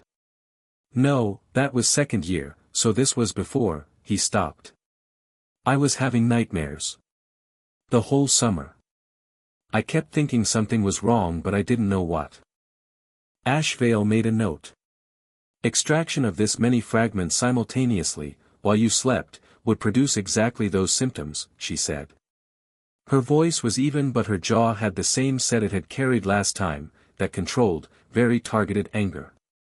Harry nodded. He settled into the chair. "Let's go." The sphere opened, and 12 had become 9 had become 6 had become, he'd been wrong about the turbulence. Turbulent was too mild. It wasn't pain. She'd been accurate about that.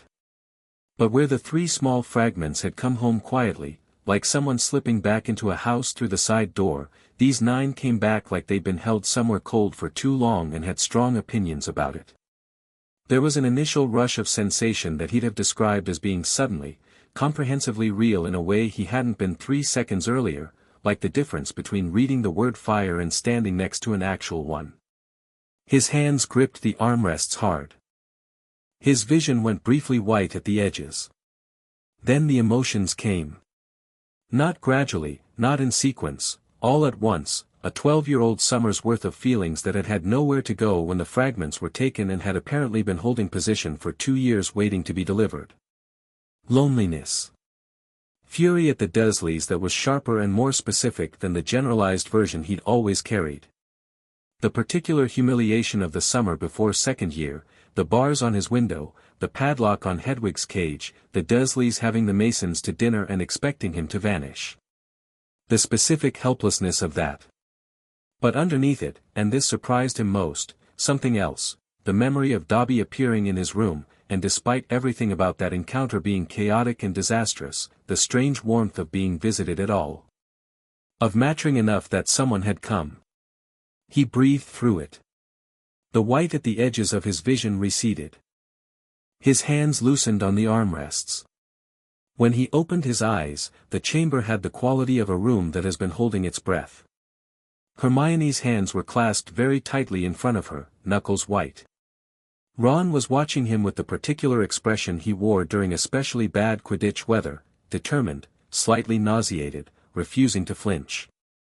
Ashvile's instruments were running hot, their amber pulses rapid, but as he watched they began to slow back toward baseline. 9 fragments, Ashvale said. Her voice was level. Accepted without rejection. Core integrity holding at 31% and rising. She made several quick notes. Mr. Potter, how do you feel? He took stock. He felt like he'd run hard and sat down, not unpleasant, actually. The fatigue she'd predicted was present, but it was a clean fatigue, the kind that came from doing something rather than the permanent background exhaustion of insufficiency. He felt 31% of himself, which was 10% more than he'd started with, and even that incremental difference had a quality to it. Good, he said. Then, can I ask something while we're here? Of course, Razorscale said from her position near the wall. When the Ministry responds, and Grimsever's Phase 2 is running, what are we actually doing to them? Financially. I want to understand the mechanics. Razorscale tilted her head slightly. At this moment, 12 Ministry-affiliated business accounts have been frozen pending formal review. Outstanding loans totaling approximately 3 million galleons have been recalled with a 14-day repayment window. 3 Ministry property holdings that were using Gringotts-held mortgages as their financial foundation have received formal notices that those mortgages are under review and cannot be refinanced elsewhere without Gringotts' release. She paused. The Ministry's operational budget is held largely in Gringotts. We have not touched the operational accounts, yet. That is a later stage action, held in reserve. Why not yet? Because if we freeze their operational budget now, they have nothing to lose, she said. A ministry with resources but diminishing financial freedom will negotiate.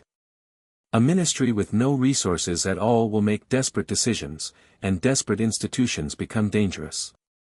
We tighten the pressure incrementally, and we give them opportunities to respond. If they respond correctly, the pressure relents.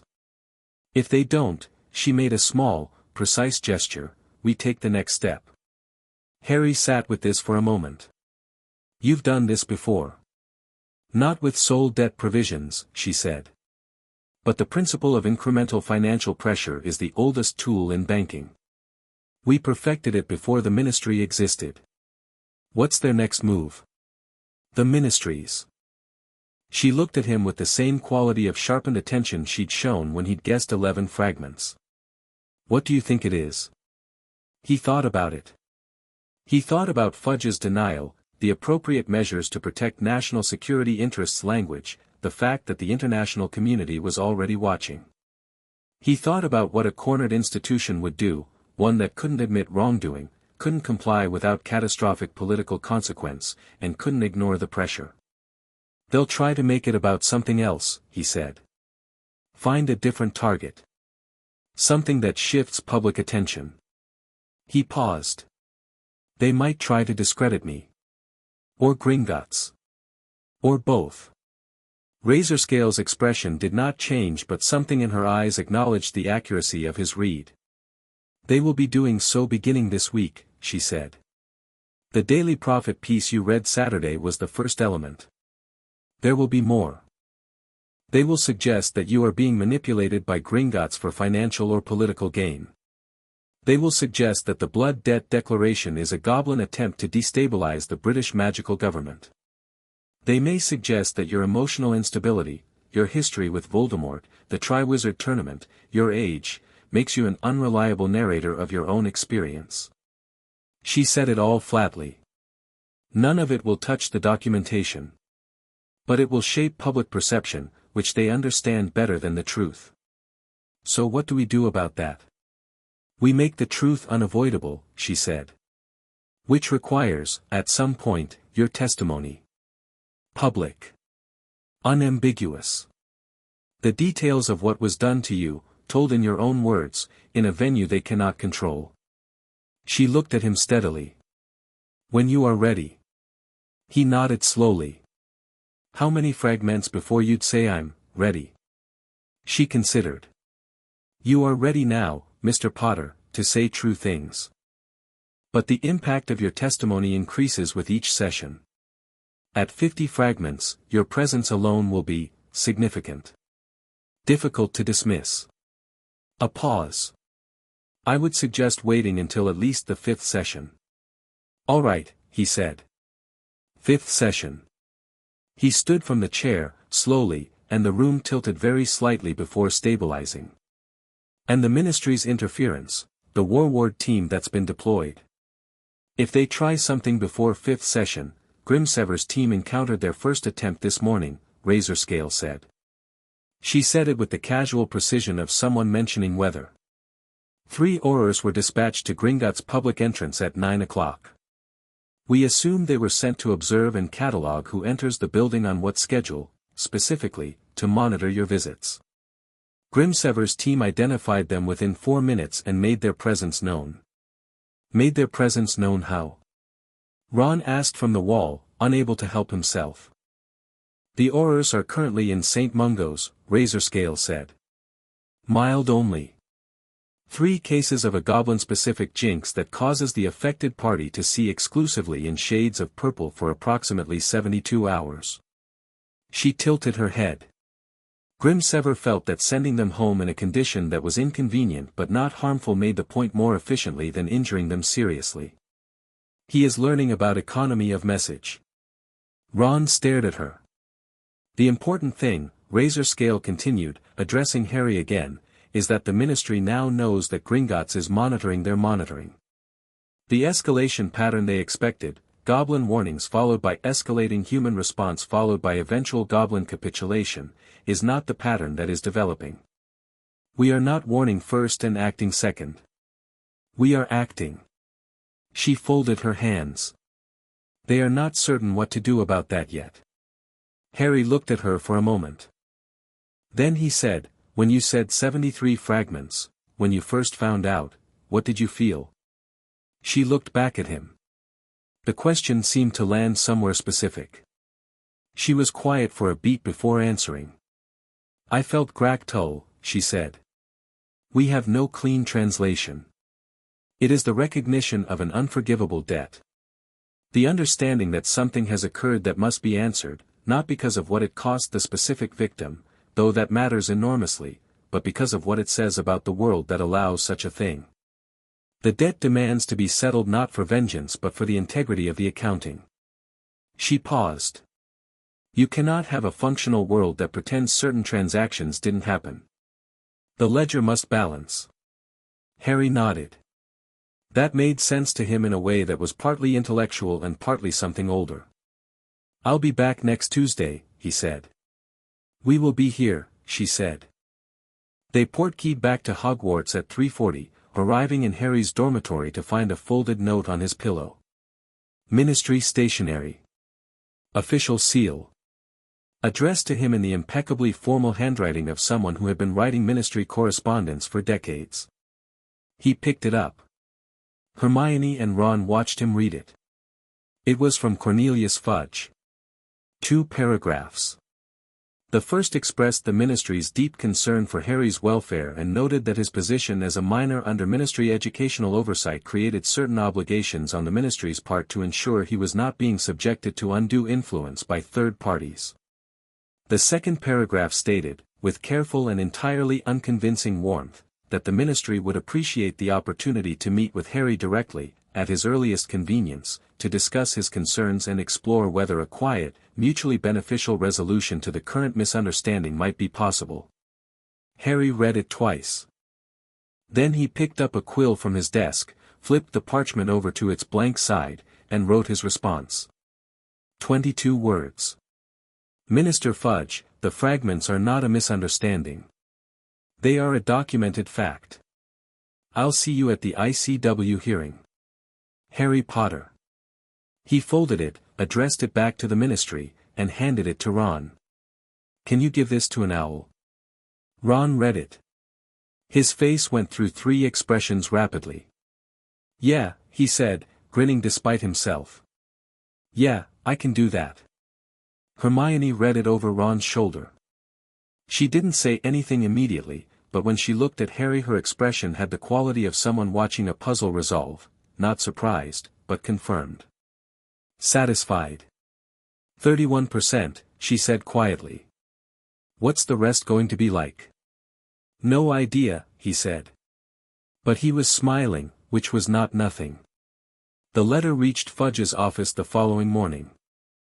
His secretary placed it on his desk during the morning briefing, and he read it in front of his 3 senior advisors and Dolores Umbridge, who had been attending all security briefings since the Blood Debt Declaration with the focused, pink-clad attention of a woman who had identified a problem and was developing an opinion about the solution.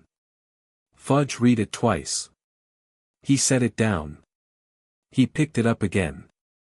The boy is 14, Umbridge said, in the soft, careful voice she used when she wanted to sound concerned rather than strategic.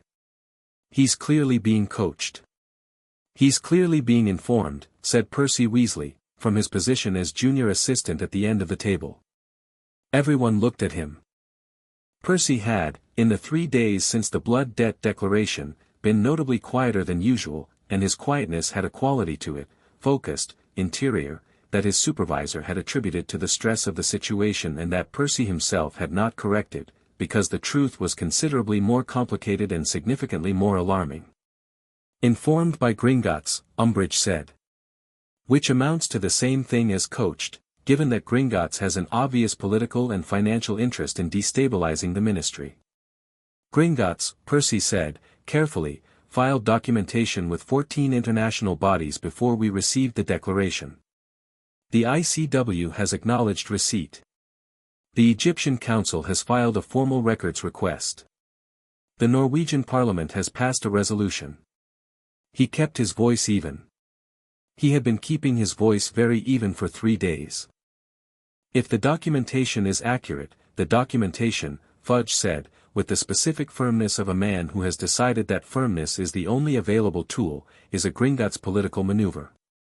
The Soul Tithe is a classified security operation with a 70-year unbroken operational record. It is not illegal because it is authorized. It is not harmful because it has been carefully managed.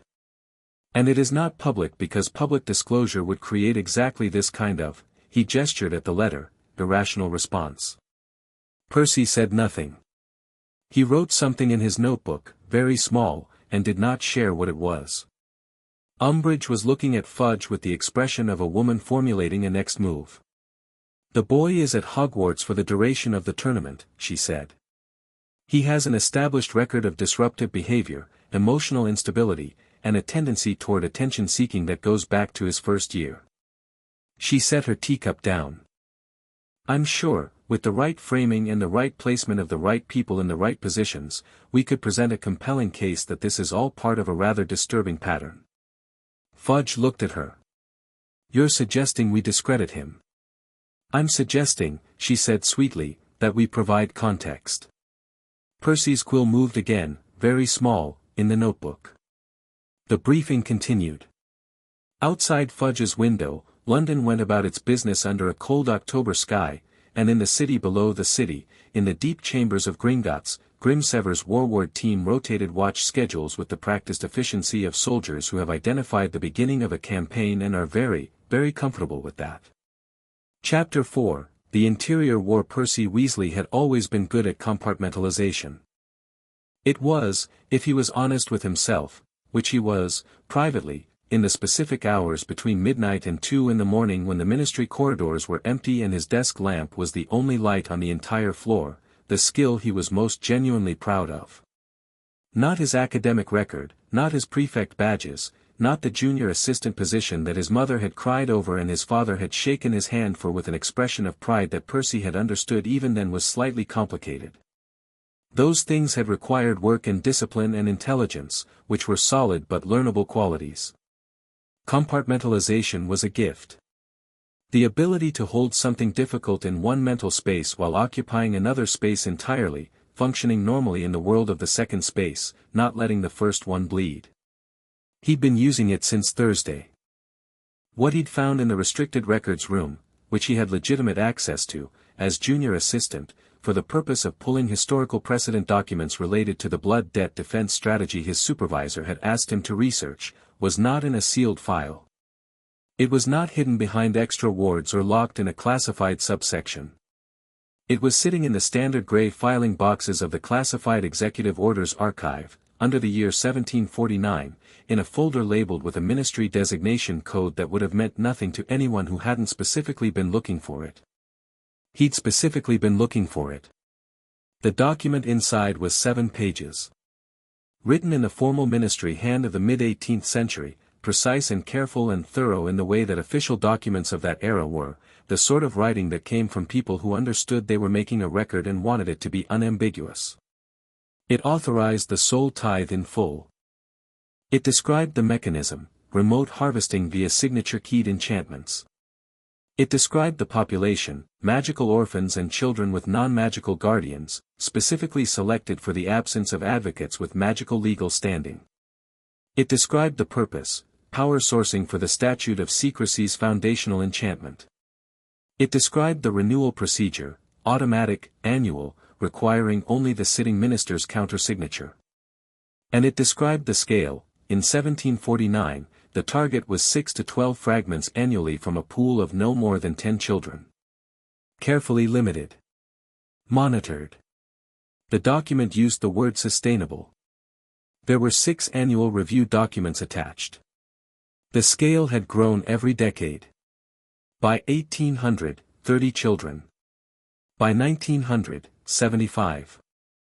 By 1950, the pool had expanded to include not just orphans and muggle-raised children but any magical child whose guardians were classified as non-participating in the magical world, a category that had been quietly expanded over successive ministerial reviews to include, among others, magical children living with muggle relatives. Like Harry Potter.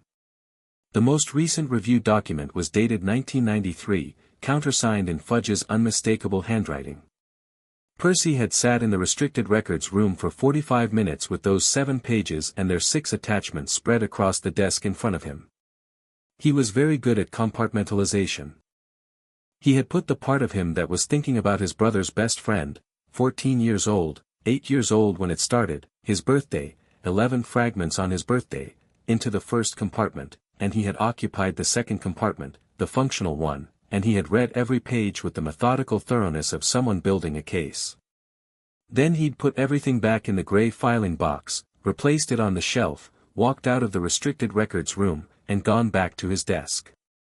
He had not, in the 4 days since, told anyone what he'd found. He had, however, begun a personal notebook. Very small handwriting. Detailed citations. The kind of document that, if it came to it, could constitute a formal affidavit. The second Quidditch match of the season happened to fall on the same Saturday as Harry's third Gringotts session, which created an interesting logistical problem that the tournament committee addressed by declaring that champions' individual commitments were exempt from conflicting school event schedules, and which the Gryffindor Quidditch team addressed by being loudly annoyed about it for approximately 24 hours and then accepting it, because complaining to Harry Potter about his Gringotts sessions in the current climate was roughly equivalent to complaining that a hospital appointment was cutting into someone's pub quiz.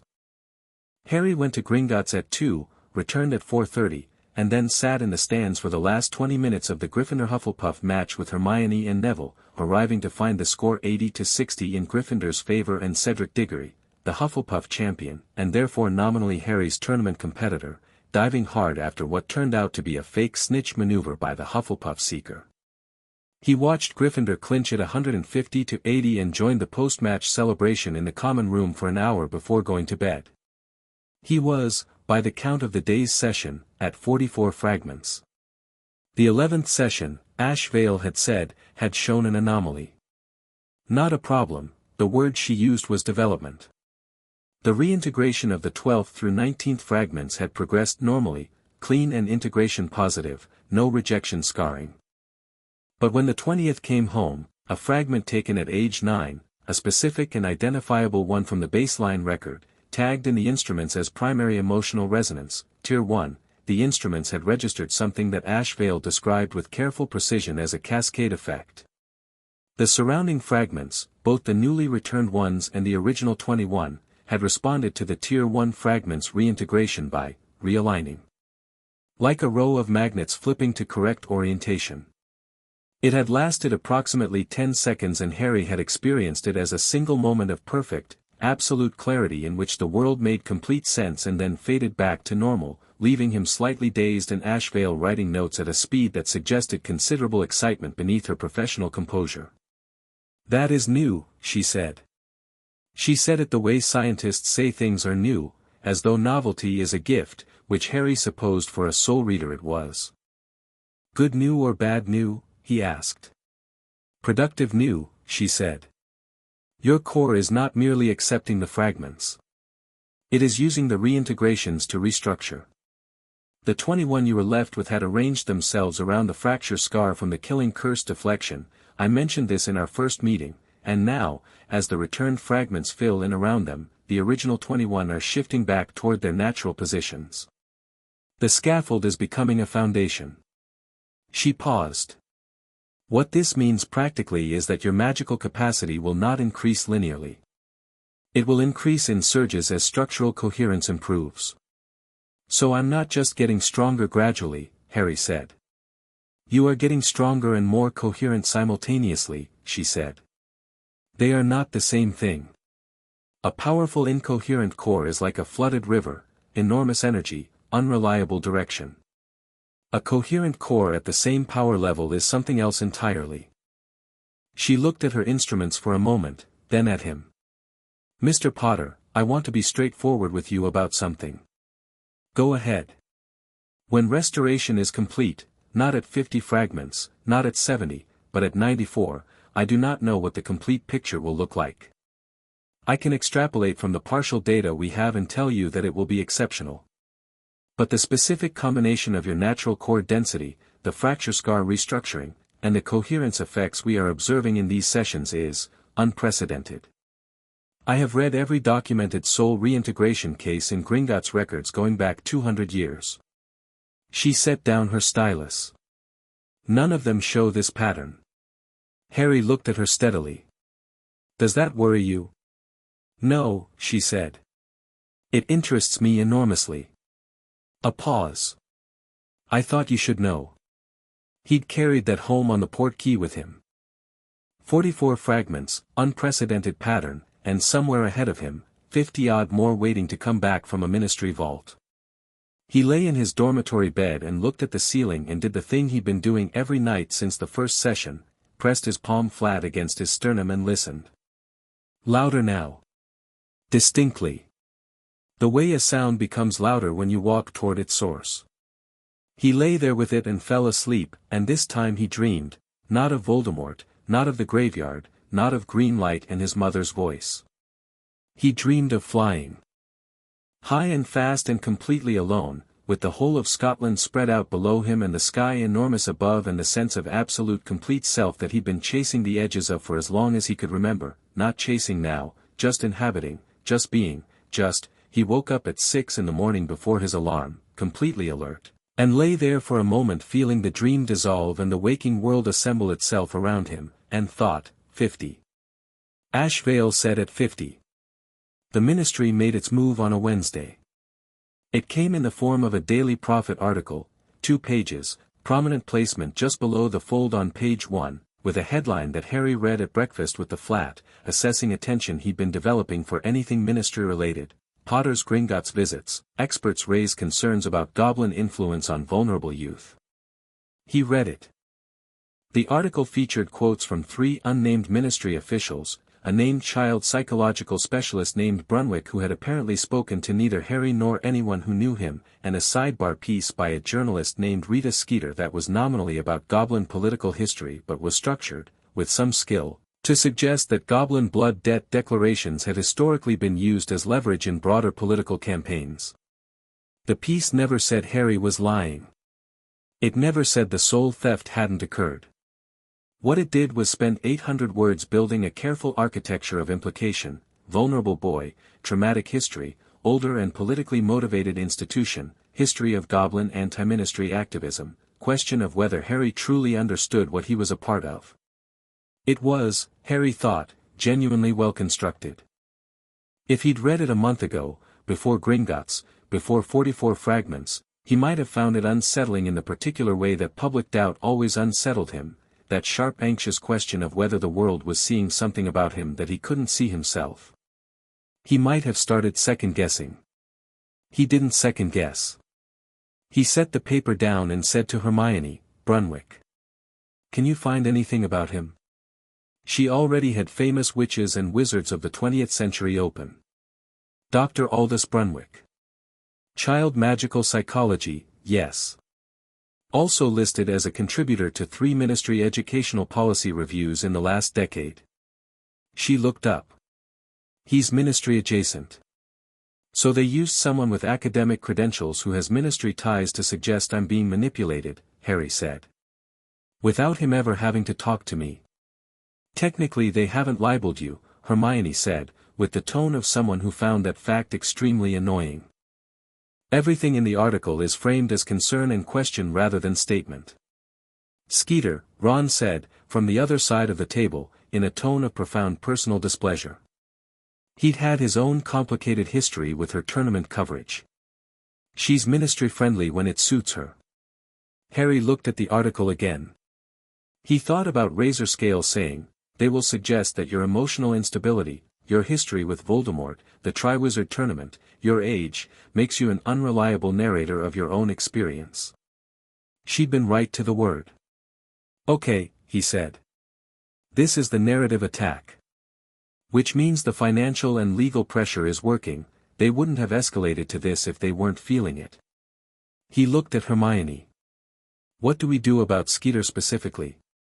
Hermione's expression shifted into the particular focus of someone who has been waiting for that question. I've been thinking about that, she said, and I have some ideas. Of course you do, Ron said. She has a talent for finding information that isn't publicly available, Hermione said, ignoring him. Which suggests she has sources, or methods, that aren't entirely conventional. She tapped her quill on the table.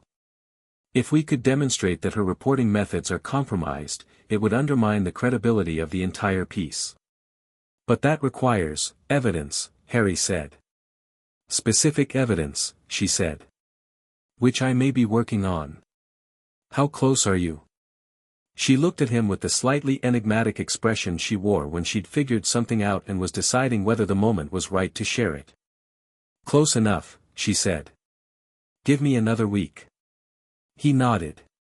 He trusted Hermione's close enough the way he trusted the Gringotts instruments, without requiring the methodology explained, because the results consistently justified the confidence.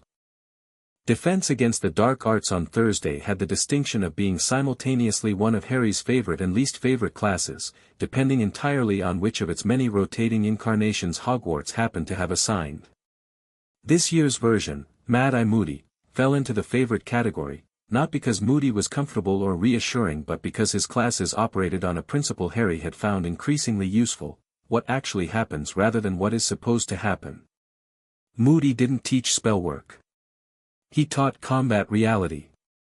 That Thursday, he had them practicing shielding under escalating pressure, 3 students simultaneously casting a variety of hexes at a single defender, cycling through the class, until each student had held shield for 60 continuous seconds. The standard pass mark was 60 seconds with no more than 2 hex breakthroughs. Harry went forth.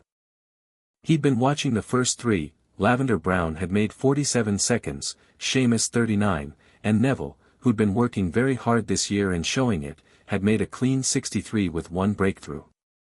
He stood at the center of the practice area. The 3 casters, chosen by Moody, specifically, to be among the faster and more accurate students in the class, raised their wands. The exercise was not about power, standard practice hexes only, nothing that could do serious damage. It was about attention and response speed, about maintaining the shield's integrity under simultaneous attack from multiple angles. Moody's magical eye tracked him from the corner. The 3 casters fired. Harry raised his wand and held the shield at 44 fragments. It didn't feel like the shields he'd held before. Previous shields had always felt like holding a door shut against wind, you felt the pressure, you felt the resistance, you felt the constant micro-adjustment of counterforce. This felt like nothing. The hexes landed on the shield and registered to him as nothing more than data, angle, intensity, probable next trajectory, and he adjusted without effort and the shield held cleanly and he was watching the casters with enough attention left over to note that Seamus was favoring his left side, overcorrecting, and would likely break right on his next shot, which he did, and Harry shifted right half a second before the spell arrived. 60 seconds elapsed. Moody called it. No breakthroughs. Again, Moody said. What? Said one of the casters. Again. Harder. He looked at Harry. You've got attention to spare. Use it. The second round lasted 90 seconds. Still nothing broke through. Harry wasn't even breathing hard. When Moody ended the exercise and the class moved to cool-down discussion, he caught Harry's eye and jerked his head, "Stay back." Harry waited while the others filed out. Moody looked at him. Both eyes, the real one and the swirling magical one, focused in the same direction simultaneously, which he'd heard only happened when Moody found something genuinely worth his full attention. Your shield work, Moody said. 6 weeks ago you held 60 seconds with one breakthrough. Today I ran you for 90 and you didn't break a sweat.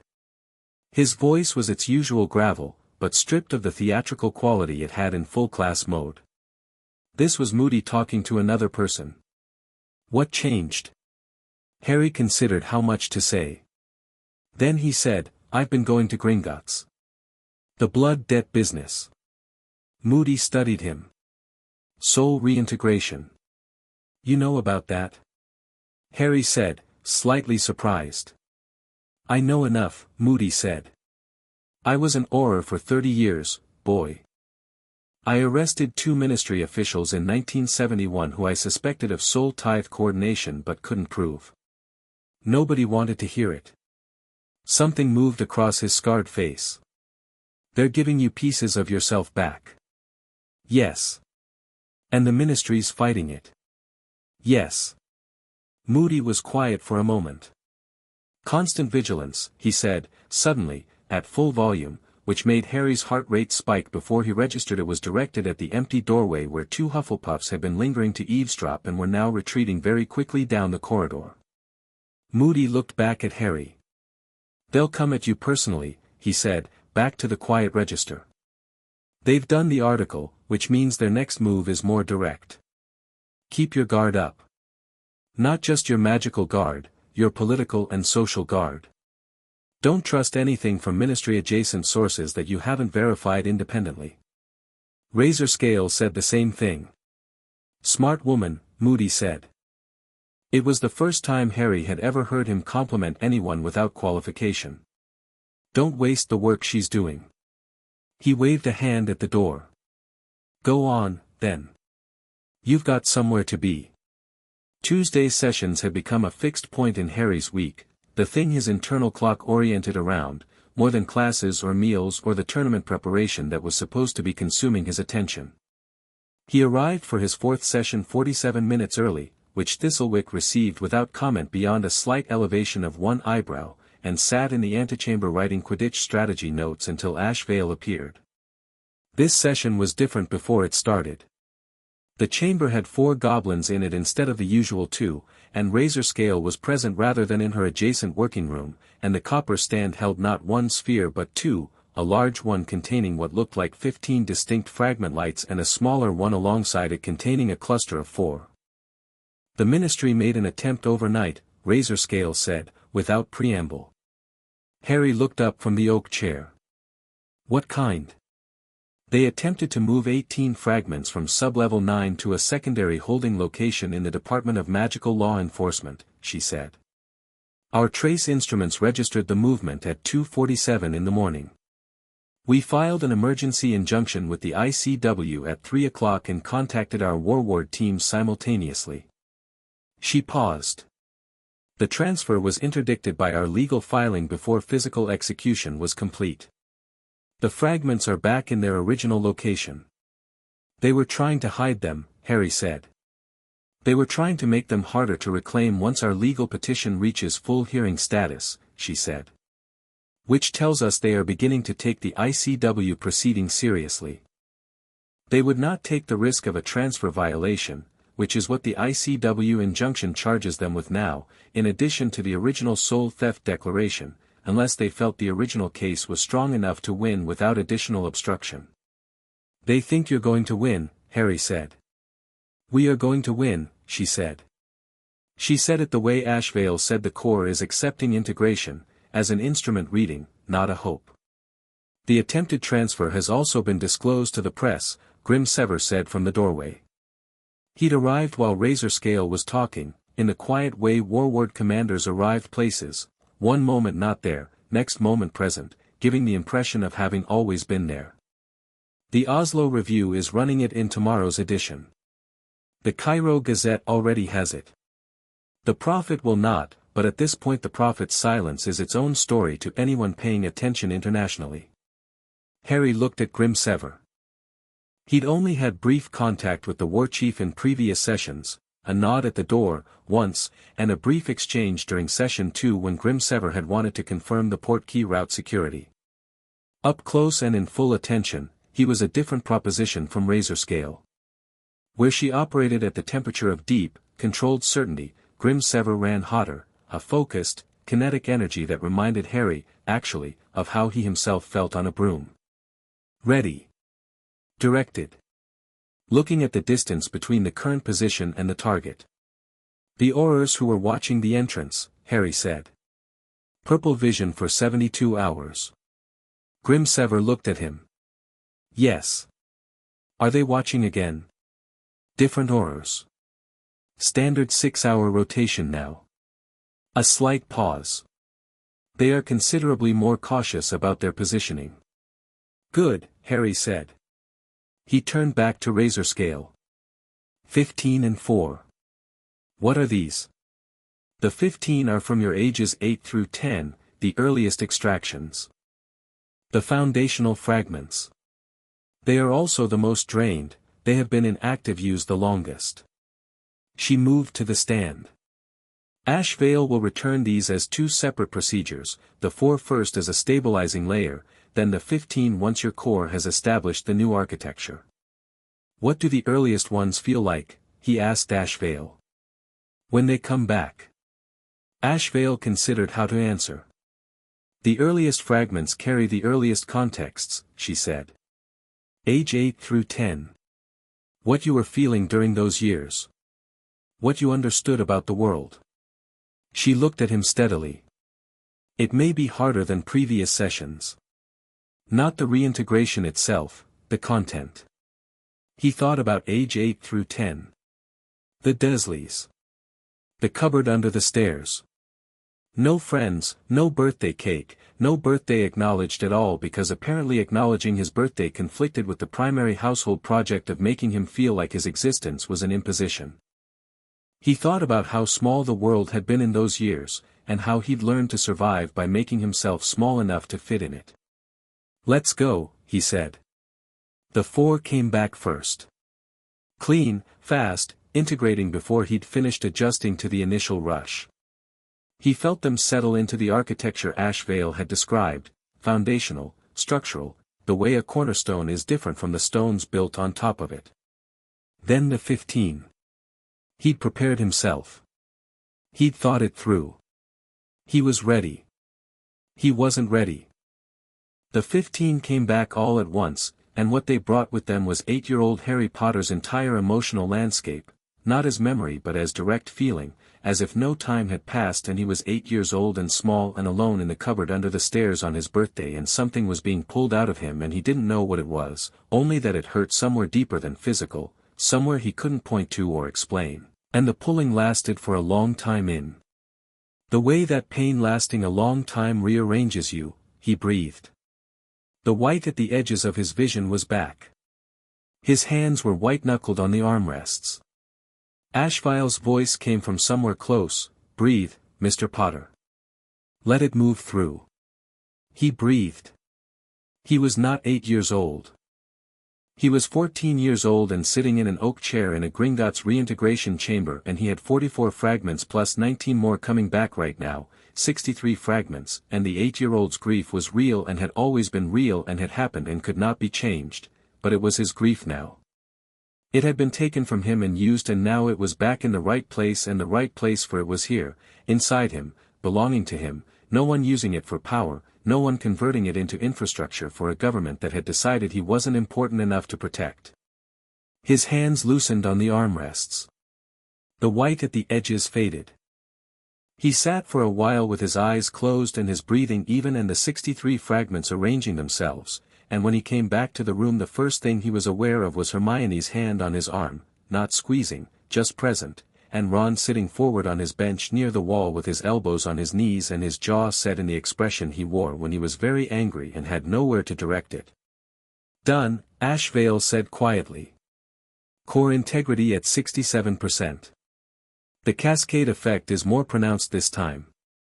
Give it a few minutes." Harry opened his eyes. The room was the same room it always was, and he looked around it with 63 fragments, and the world had that incremental sharpening he'd been cataloging, clearer by another notch, the edges of things another fraction more defined. Not overwhelming. Just undeniably, measurably more. "How do you feel?" Ashvale asked. He thought about it honestly. "Angry," he said. "That is appropriate," Razorscale said.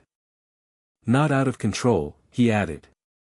"Just, clearly angry. I can see the exact shape of what happened." He paused. "Is that the coherence you were talking about?" "Yes," Ashvale said. She was watching her instruments with an expression that was professional and something more than professional. "That is precisely the coherence I was talking about." "Can I do something for me?" he asked Razorscale. She tilted her head. "The ICW hearing, the public testimony you mentioned. You said 5th session, but that's next week." He looked at her steadily. "I want to go sooner. I want to say what happened in a public setting before the ministry's narrative gets any more established." He paused. "I know what I'm asking. It means less restoration than you recommended, and I know your concerns about them dismissing me if my core isn't. You are currently at 63 fragments," Razorscale said. "Your natural baseline. What you should have had your entire magical life." She held his gaze. "You are not less than fully credible at 63 fragments, Mr. Potter. You are not less than fully capable. The recommendation to wait was a strategic one, not a capacity one." A pause. "If you wish to testify sooner, I will not stop you." "I want to do it next week," he said. "Before the 5th session." She was quiet for a moment. "Then, I will contact the ICW liaison and arrange a date." She looked at him with the same quality she'd had when he correctly guessed 11 fragments on the first day, that specific sharpening of attention towards something worth paying attention to. "You understand that the ministry will call this premature? That they will use your age, your emotional state from today's session, the presence of Gringotts support as, let them," he said. "I've been hearing that I'm unreliable since I was 11. It hasn't stopped anything yet." Razorscale looked at him for a long moment. Then she said something he hadn't expected her to say, something that sat outside the precise, declarative register she operated in, something that landed differently. "No," she said quietly. "It hasn't. The ministry's next move came not through the press but through Hogwarts itself, which was both more unexpected and, on reflection, entirely logical. They couldn't reach Harry at Gringotts, the warwards made that categorically clear. They couldn't publicly discredit him without the Oslo Review and the Cairo Gazette immediately countering with documented facts. But they could influence the environment he lived in for 20 hours a day. It came in the form of a ministry educational assessment order, standard paper, standard seal, delivered to Dumbledore on Friday morning, authorizing a ministry educational liaison to be present at Hogwarts for the duration of the current term for the stated purpose of ensuring students were receiving appropriately balanced perspectives on current events. The specific language about current events was vague enough to be deniable, specific enough for Dumbledore to understand exactly what it meant. He told Harry in his office Friday evening. He laid the document on the desk between them and sat back and said nothing for a moment. Harry read it. Umbridge, he said. Dumbledore looked at him. How did you know? Moody told me they'd try something personal. And Umbridge was in Fudge's briefing when I sent my letter. Percy mentioned she'd been attending all the security briefings. He set the document down. When does she arrive? Monday. Dumbledore was quiet. I want you to know, Harry, that I do not support this appointment and I will be filing a formal objection with the Board of Governors. However, the educational assessment provision is legitimate under ministry law, under a law that was passed in 1988 specifically to allow ministry oversight of Hogwarts curriculum, Harry said.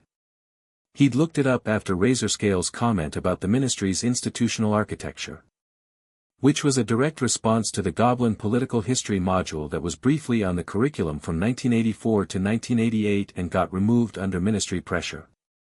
Dumbledore's eyebrows moved slightly upward. I've been doing a lot of reading, Harry said. Evidently. A pause. Harry, I want to advise caution with, she's coming to watch me, Harry said. And probably to report back to Fudge about the Gringotts sessions. And to make my life difficult enough that I feel pressure to, he stopped. He thought about what the old Harry would have done with this information. The Harry of 3 months ago, 21 Fragments, who had learned young that the safest response to pressure was to bend. She's going to find that harder than she expects, he said instead. Not threateningly. Just factually. Harry, Dumbledore said, with the particular quality of a man beginning an argument he suspects he may lose. Professor, Harry said, I'm not going to cause trouble. I'm not going to disrupt classes or get in shouting matches or do anything that gives them anything to use. He met Dumbledore's eyes. But I'm also not going to pretend that what's in that declaration isn't true because a ministry educational liaison finds it inconvenient. If she comes for me directly, he paused, Gringotts will know about it within the hour. Dumbledore looked at him for a long moment. The portraits weren't pretending to sleep this time. Fawkes had moved to the perch nearest Harry's chair and was regarding him with unblinking gold eyes. You have changed, Dumbledore said. Quietly. Not critically, with something closer to a reckoning. Yes, Harry said. He stood up. 63 fragments. 30 more to go. He moved to the door. I'll see you Monday, Professor. He walked out. In the corridor below the gargoyle, he stood for a moment and breathed the cool castle air and felt himself, 63 points of light orbiting each other in the center of his chest, coherent and warm and getting warmer, and felt precisely, cleanly, entirely ready for whatever came next. Somewhere in the Department of Mysteries, 9 floors below the Ministry of Magic, 73 fragments, now 30, sat in their holding vaults. The Ministry's attempted transfer had failed. The international filing had blocked secondary relocation. The fragments were under ICW seal pending hearing, which meant that legally, technically, the Ministry was no longer permitted to drain them for statute of secrecy power in the interim period. They had drained them anyway, because the statute ran continuously and the operational implications of interrupting the power source were, according to their technical team, severe enough to justify the protocol violation. Gringotts Trace Instruments registered the protocol violation at 9:47 on Friday evening.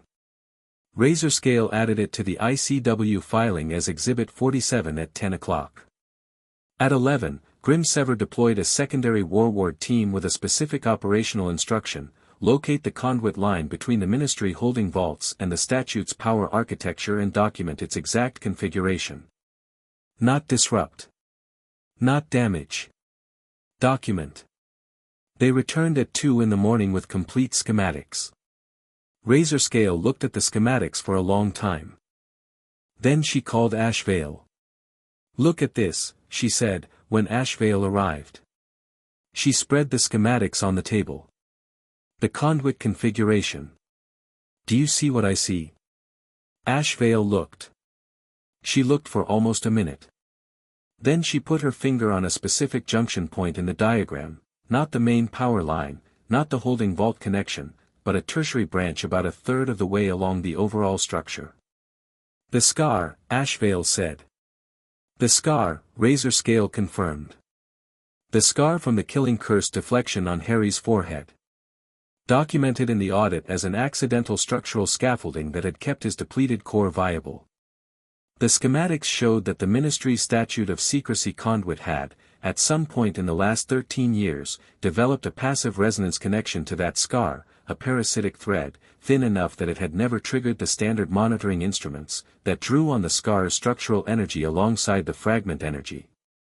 Which meant that the statute of secrecy was not merely running on 73 stolen soul fragments. It was running, in part, on Voldemort's mark. Razorscale sat down. This was the second time in the months since the audit that she'd sat down for reasons unrelated to her joints. Does the Ministry know? Ashvale asked. I don't know, Razorscale said. It's possible they discovered it and said nothing. It's equally possible they don't know. The thread is thin enough that without specifically looking for scar resonance signatures it would read as background noise. She stared at the schematic. Either way, Ashvale agreed. They sat with it. The chamber was very quiet, and the gold names of 4 centuries of paid debts glittered on the walls, and Razorscale thought about the specific, compound irony of a government that had spent 13 years celebrating the defeat of a dark wizard while unknowingly, or knowingly, using the mark he left on a child's forehead to power their infrastructure. This goes in the ICW filing, she said. As a separate exhibit. Evidence addendum, flagged urgent. Tonight? Now, she said. Before the morning, before the Ministry has any chance to clean the traces. She picked up her quill. Add it to Exhibit 47. Label it 47A. She started writing. The quill moved fast and precise across the parchment, and the Chamber of Reckoning stone absorbed the new words into its history, and the night pressed close outside, and somewhere above them London slept unaware that the infrastructure keeping its magical secret was built on the back of a boy who had never been asked if he minded. He would mind, they both knew. When he found out, he would mind quite specifically and quite furiously. Razorscale added that to her Tuesday notes. Chapter 5, The Fracture. Dolores Umbridge arrived on Monday morning at 7:45, which was 15 minutes before breakfast started, which Harry suspected was deliberate, arriving when the castle was still quiet enough to make an impression on the architecture before the students filled it with noise. He knew she'd arrived because Neville came to find him in the dormitory at 8, still pulling on his robes, and said, "There's a woman in the entrance hall talking to McGonagall. Pink.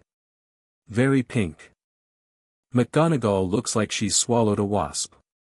Harry finished lacing his shoes. "Umbridge," he said.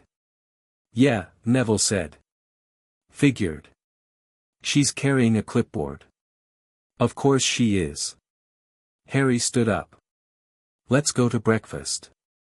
He walked into the great hall with Neville, Ron, and Hermione behind him, and he felt Umbridge clock him from the doorway before he'd fully cleared the threshold. The woman had a particular quality of attention, sweet-surfaced and intent underneath, like a pond with a strong current that only showed itself when you stepped in. She was speaking with Dumbledore when Harry entered, and she turned toward him with an expression of absolute, manufactured warmth. "Harry Potter," she said. "What a pleasure to meet you, dear. I'm Professor Umbridge, the Ministry's new educational liaison. I've heard so much about you." She said it the way people say things they intend as threats but want to be able to deny.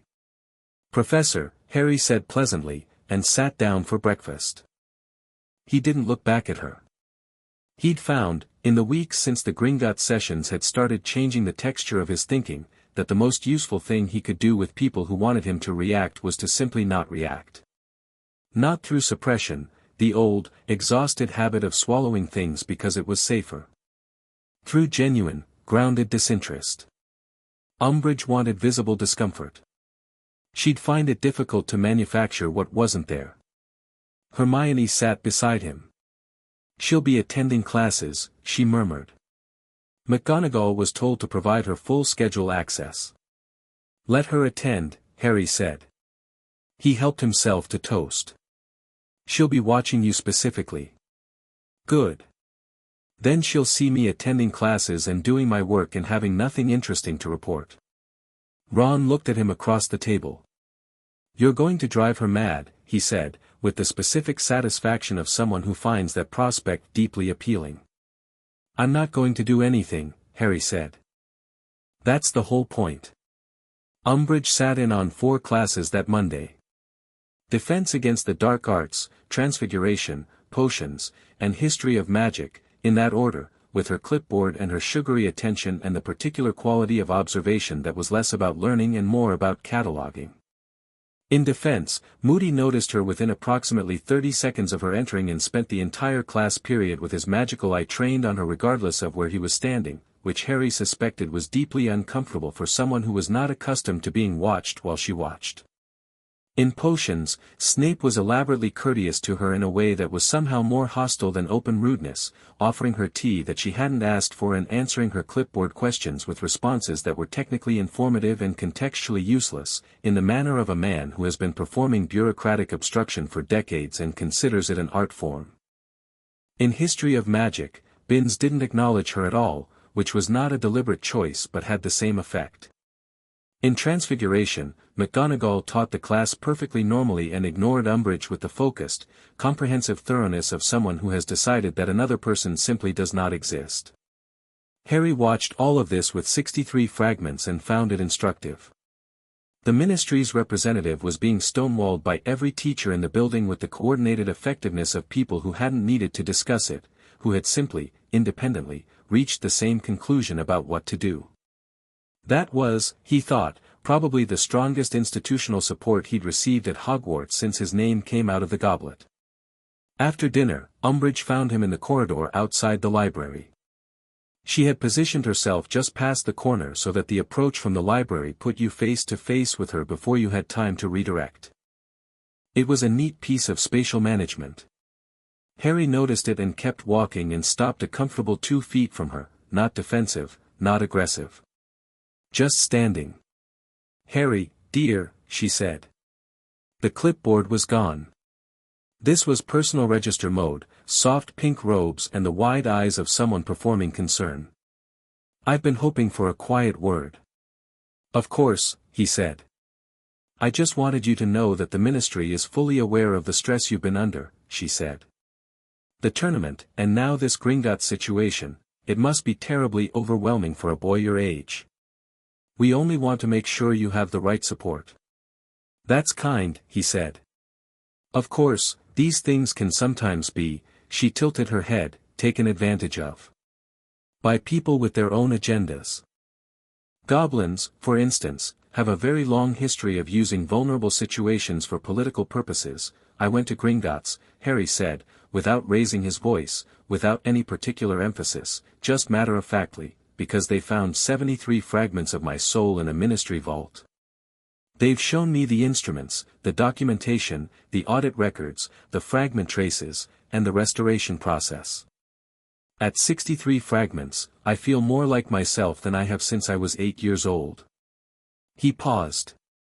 That's not something I've been talked into. That's something I can feel in my own body. A beat. Is there something specific you wanted to discuss? She blinked.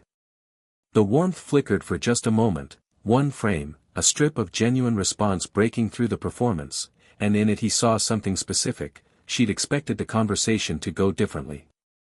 She'd expected hesitation, or defensiveness, or the particular malleability of someone who wasn't certain of themselves. She recovered quickly. I just want to make sure you understand, she said, that the Ministry has your best interests at heart. The Ministry has been harvesting my soul since I was 8, Harry said. Still pleasantly. I don't think our definitions of my best interests overlap very well. He stepped around her toward the stairs. Good night, Professor. He was halfway up the first flight before she spoke again. The ICW hearing has been scheduled for next Friday, she called up after him. I understand you intend to testify. He stopped. turned to look down at her from the landing. Yes. The ministry will be attending with a full legal team, she said. The warmth had thinned slightly, the edges of what was underneath it visible now. I would hate for you to be embarrassed. He looked at her for a moment. Then he said, Razorscale will be there. I won't be embarrassed. He went upstairs.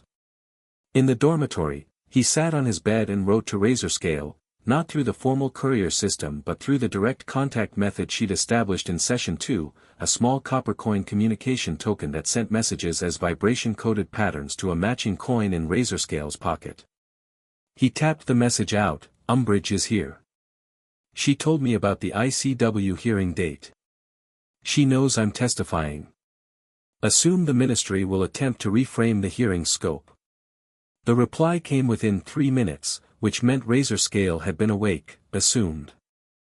Full documentation package has already been filed with ICW. Scope cannot be reframed unilaterally, they would need a majority procedural vote, which they do not have. Your testimony is protected under blood debt witness provisions. Come Thursday evening for Session 5.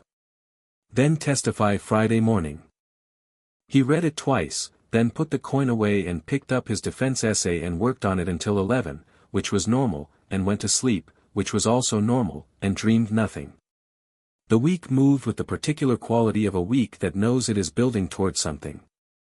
Tuesday's session, Session 4's aftermath still clear in his body, the 63 fragments bedded into each other like stones settling into mortar, was harder to wait for than any previous session had been, not from anxiety but from the building sense of direction.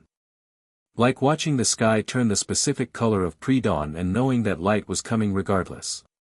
Wednesday brought an unexpected development in the form of Percy Weasley.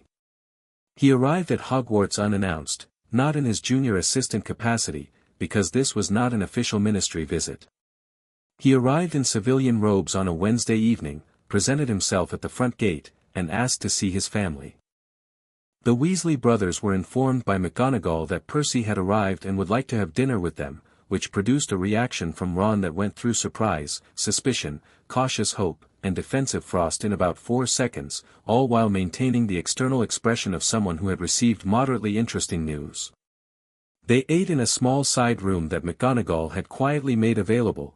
George and Fred had materialized from somewhere within 5 minutes of the news reaching them, Fred carrying a chess set he hadn't actually intended to use. Percy sat across from his brothers in the shirt-sleeves formality of someone who had removed his robes and hadn't quite figured out what to do with the resulting informality. Harry had been included in the dinner because Percy had specifically requested it, which had sent its own signal. I need to say something, Percy said, about 10 minutes in, when the first round of careful small talk had established that yes, everyone was fine, yes, the ministry was stressful, yes, the weather in London was poor. He looked at Harry directly. I found the executive order. The 1749 one. In the restricted records. The table went quiet. I've been sitting on it for almost 2 weeks, Percy said. I kept telling myself I needed to verify, to be sure, he stopped. He had the expression of someone who has been having an argument with themselves for a fortnight and has finally, decisively, lost it. I was scared, he said. It came out very flat and clear, like a man who has decided that the only useful thing left is honesty. My job, my career, everything I've worked for. Fudge trusts me. Was trusting me. He looked down at the table. Umbridge is at Hogwarts and the ministry is planning to use the hearing to make Harry look unstable, and I've been sitting on evidence that proves the entire soul tithe authorization chain, and I need to stop. He stopped again. Percy, Fred said, with none of his usual performance. Just the word, like a hand extended. Percy looked up. I've written it all down, he said. The order, the annual reviews, the scale expansion documentation, Fudge's counter-signatures going back to his first term. I have citations, dates, specific file references. It's a complete affidavit. He looked at Harry. If you want it. For the ICW hearing. Harry looked at him for a long moment. Percy Weasley, who had chosen career over family before, who had stood on the ministry's side of arguments for reasons Harry had found baffling and occasionally infuriating, was sitting at a Hogwarts dinner table in his shirt sleeves looking like a man who had just done something irreversible and had decided he was at peace with that. "Yes," Harry said. "I want it." Percy reached into the bag at his feet and produced a document, 12 pages, small dense handwriting, meticulously cited, and placed it on the table between them. "I'll lose my job," Percy said. "Obviously. Probably face ministry obstruction charges. There are laws about unauthorized disclosure of classified documents." He said it matter-of-factly, as though he had already processed the cost and paid it. "I think I'd like to come to the ICW hearing, if that's possible. As a witness." Ron was looking at his brother with an expression that was working hard to stay composed and mostly managing it. "Yeah," he said. "That's possible." He paused. "Mum's going to actually cry." "I know," Percy said. There was something in his face at that, complicated and painful and finally, unmistakably, moving in the right direction. "I know she will."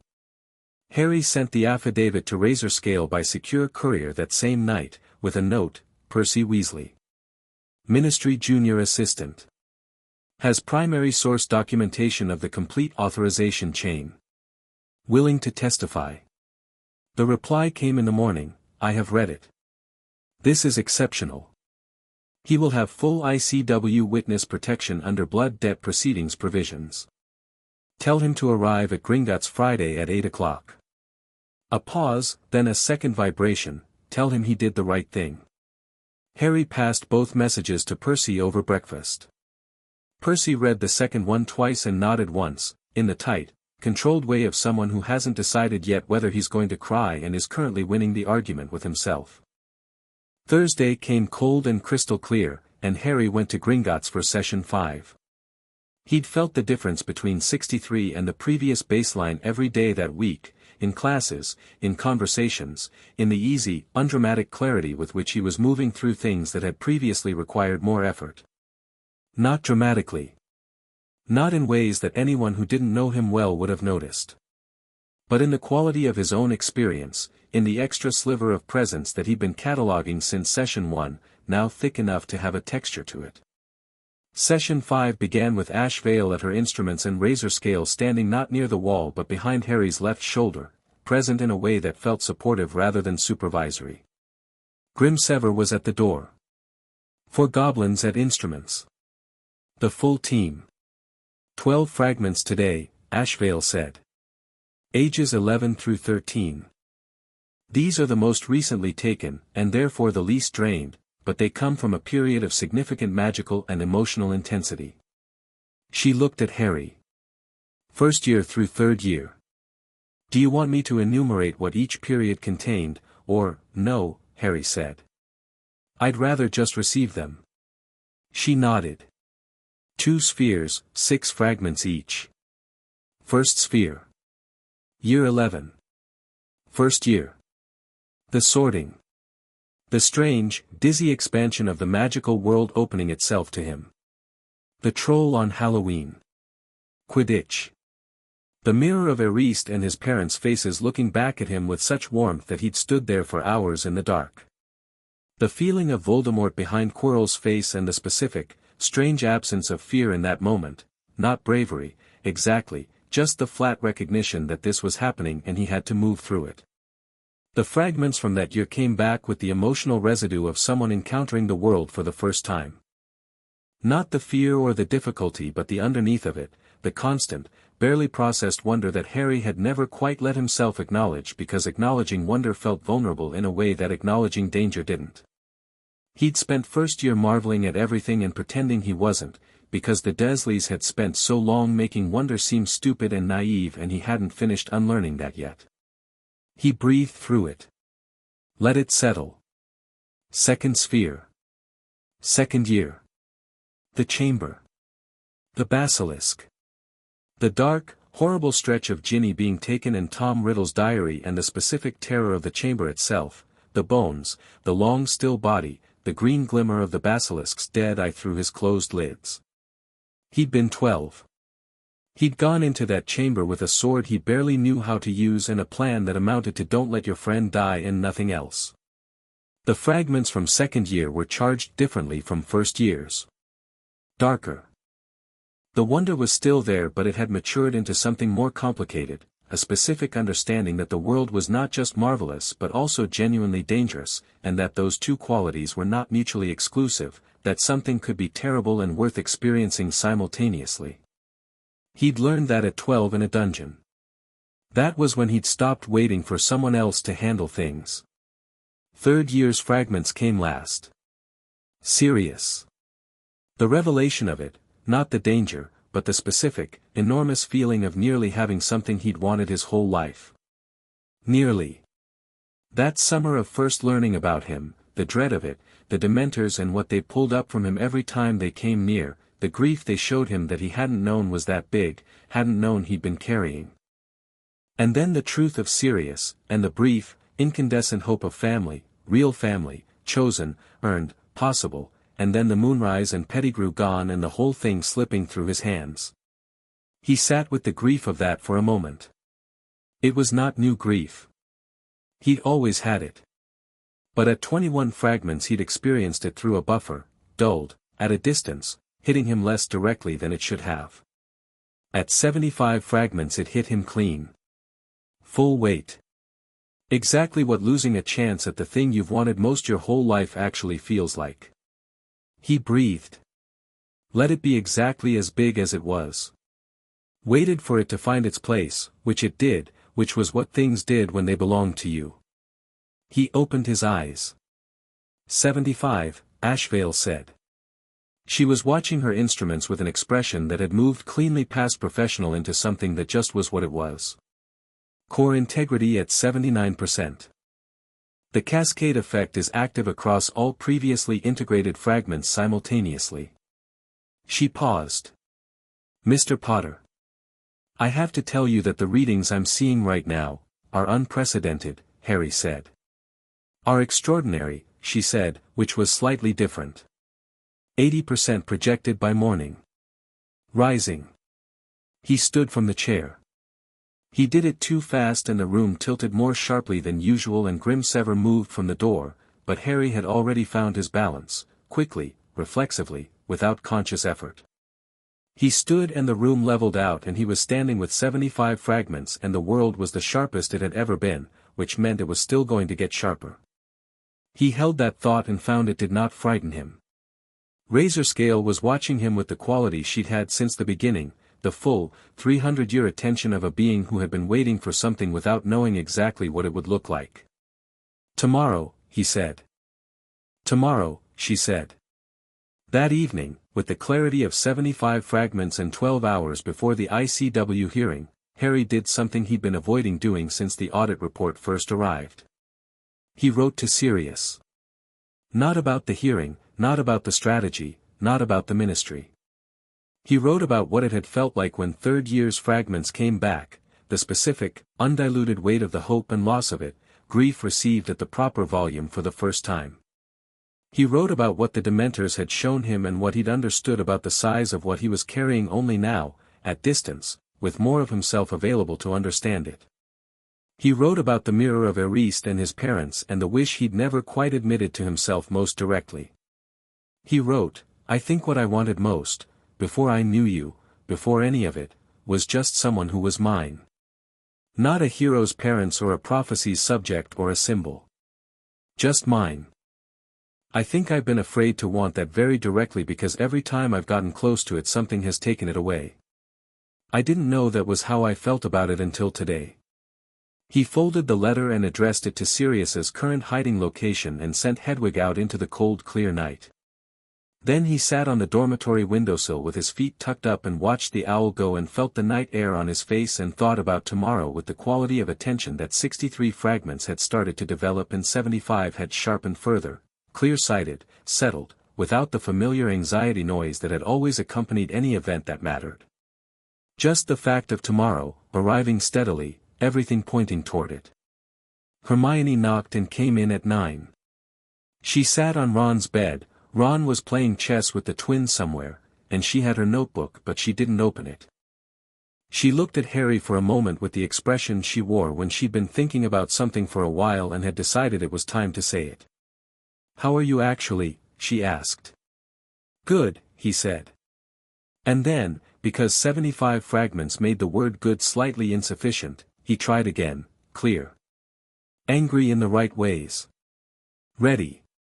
He paused. "The third-year ones came back tonight." "Serious?" He looked out the window. I felt the full weight of that for the first time. It was, he searched for the right word, it was what it was supposed to be. Not filtered through whatever it was I was doing before.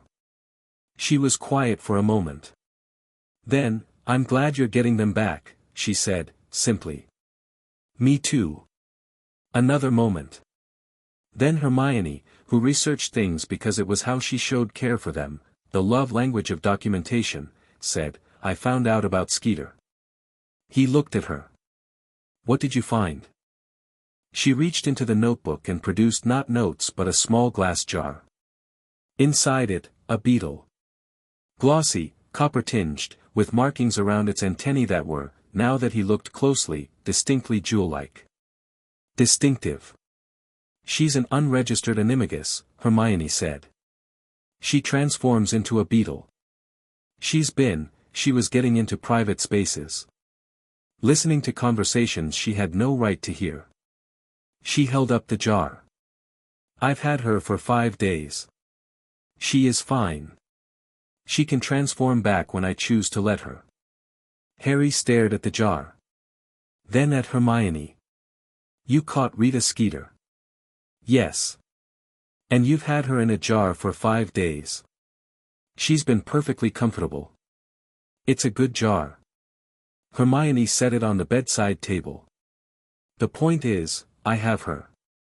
Which means any further Ministry commissioned hit pieces have been indefinitely delayed.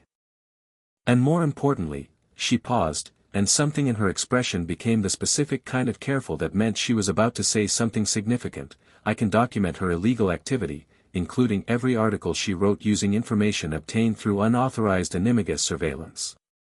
That includes the piece about you being manipulated. Which means every publication she has ever worked for has potential legal liability for running illegally obtained reporting." Harry was quiet for a moment. "Hermione," he said. "Yes. You're frightening sometimes." "I know," she said, with complete serenity. "I'm going to offer her a choice tomorrow. Retract the piece, publicly, with an explanation of her methods, and I release her. Refuse, and I send documentation of her unregistered status and illegal reporting practices to the ICW, the Oslo Review, the Animagus Registration Authority, and every editor she's ever worked for." She looked at the jar. "I suspect she'll choose the retraction." "Yes," Harry said. "I suspect she will." He looked at his oldest friend in the clean, full light of 75 fragments and felt something that was gratitude and more than gratitude, the specific warmth of being genuinely known by someone, of having your battles joined without your having to ask for help. He'd had that before, he knew. Ron and Hermione had always done this. But he was feeling it at proper volume now, and the proper volume for that was enormous. "Thank you," he said. "Oh, don't," she said briskly, in the tone she used when she was embarrassed by direct gratitude. "Go to sleep. You have to testify in front of the International Confederation tomorrow." He did sleep. He slept well, and deeply, and in the small hours Hedwig returned with a letter from Sirius that he'd read in the morning. Friday arrived with low fog over the lake and no rain, which felt like consideration from the Scottish weather. Harry dressed in plain robes, not dress robes, not anything impressive, just clean and ordinary, and ate a full breakfast, and didn't talk much, and when Hermione and Ron flanked him on the walk to the Hogwarts entrance at 7:30 to meet the portkey that Razorscale had arranged, Neville was there too. Just standing by the door. He hadn't asked to come. He'd simply determined that being present was the right thing and acted on that determination, which was, Harry had come to think, very much the essential Neville Longbottom move. "You don't have to," Harry started. "I know," Neville said. "Let's go." The port key, a section of copper chain, took all 5 of them, because Percy was already at Gringotts as instructed, and the landing was smooth and immediate, and they were in the antechamber, Thistlewick waiting, and then down the stairs and through the corridors and into a room Harry hadn't seen before. It was large.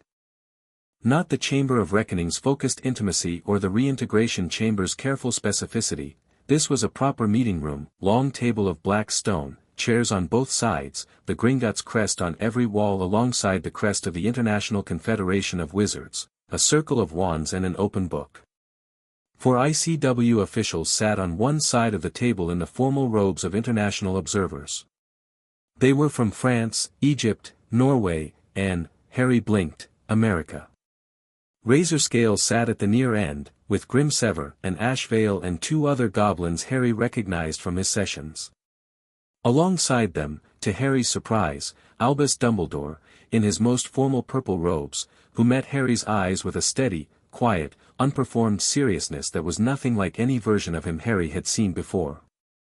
The Ministry of Magic was represented by 3 officials Harry didn't know by name, Senior Legal Division, to judge by the robes, and one he did. Cornelius Fudge. The minister sat at the far end of the table in a lime-green bowler hat that should have been ridiculous and in the context of this room somehow managed to be more ridiculous than it should have been. He looked at Harry when Harry entered with an expression that was reading the room, calculating, and doing its best to project confidence. Harry sat down across from him. He was not nervous. He noticed that he was not nervous in the specific, conscious way that you notice a thing that used to always be present and no longer is. Umbridge was not in the room. Harry looked once, noted the absence, and moved on. The ICW senior observer, the French delegate, Madame Beaumont, a woman of approximately 60 with the specific bearing of someone who has mediated international disputes for decades and finds them, broadly, manageable, called the hearing to order with a tap on the table. This hearing has been convened under the blood debt witness provisions of the ICW Soul Rights Charter, she said, in precise English with a strong accent. We are here to receive testimony and documentation regarding the declaration filed by Gringotts Bank on behalf of Harry James Potter, Vault 687, in the matter of 73 counts of soul theft. The scope of this hearing is fixed and cannot be amended without a full committee vote. All testimony is protected under blood debt witness provisions. She looked around the table. Documentation submitted prior to this hearing has been reviewed and entered into the record. We begin with witness testimony. Mr. Potter. Harry looked at Fudge once. Then at Razorscale, who gave him the smallest nod. Then he looked at the 4 ICW observers and said, I'm going to tell you what happened to me. He didn't use notes. He didn't need notes. He had 75 fragments and 12 hours of sleep and the clear, unobstructed memory of what it had felt like to wake up on his 8th birthday and feel something being pulled out of him that he didn't have a name for. He told them that. He told them about the summers, the years of exhaustion that wasn't regular exhaustion, the emotional distance that wasn't depression exactly but was something adjacent to it, the persistent sense of insufficiency that he'd carried so long he'd thought it was a personality trait. He told them about the first session and what 3 fragments coming back had felt like. He told them what getting the 8-year-old ones had felt like. He said that out loud, in the room, with Fudge sitting across the table, what it was like to receive the fragments from his 8th birthday back and feel, directly, what had been done to him on that day. His voice stayed level throughout. He wasn't performing composure. He was simply telling the truth, and the truth at 75 fragments had a quality to it, a grounded, undefended directness, that no amount of preparation or performance could have manufactured. He wasn't angry at Fudge in this moment. He was something more settled than angry. He was certain. He talked for 22 minutes. When he finished, the room was quiet in the way rooms are quiet when what has just been said has replaced the air with something heavier. Fudge's legal team moved to speak. The American ICW observer, a tall, deliberately still man named Abrams who had not moved throughout Harry's testimony, held up one hand. Before the ministry responds, Abrams said, "I'd like to note for the record that this is the 7th blood debt hearing I've attended in 30 years of ICW service." He looked at Fudge. In the previous 6, the losing party attempted to reframe the testimony as politically motivated in their initial response. He paused. "I'd recommend against that approach today." Fudge's lead legal representative opened a folder. Percy Weasley was called next. He was in the room. Harry had not realized he was in the room until Razorscale called his name and Percy stood from a seat near the door that Harry had assumed was occupied by a Gringotts legal assistant. Percy stood. He was not in his ministry robes. He was in plain dark clothes, his junior assistant badge notably absent, and he placed his 12-page affidavit on the table in front of the ICW observers and said, "My name is Percy Ignatius Weasley.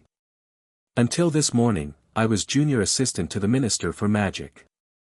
I am filing this affidavit as a primary source witness to the documentation of the sole tithe authorization chain, including ministerial countersignatures, annual scale reviews, and the most recent countersignature by Minister Fudge in 1993. Fudge went very still. Percy opened to page 4.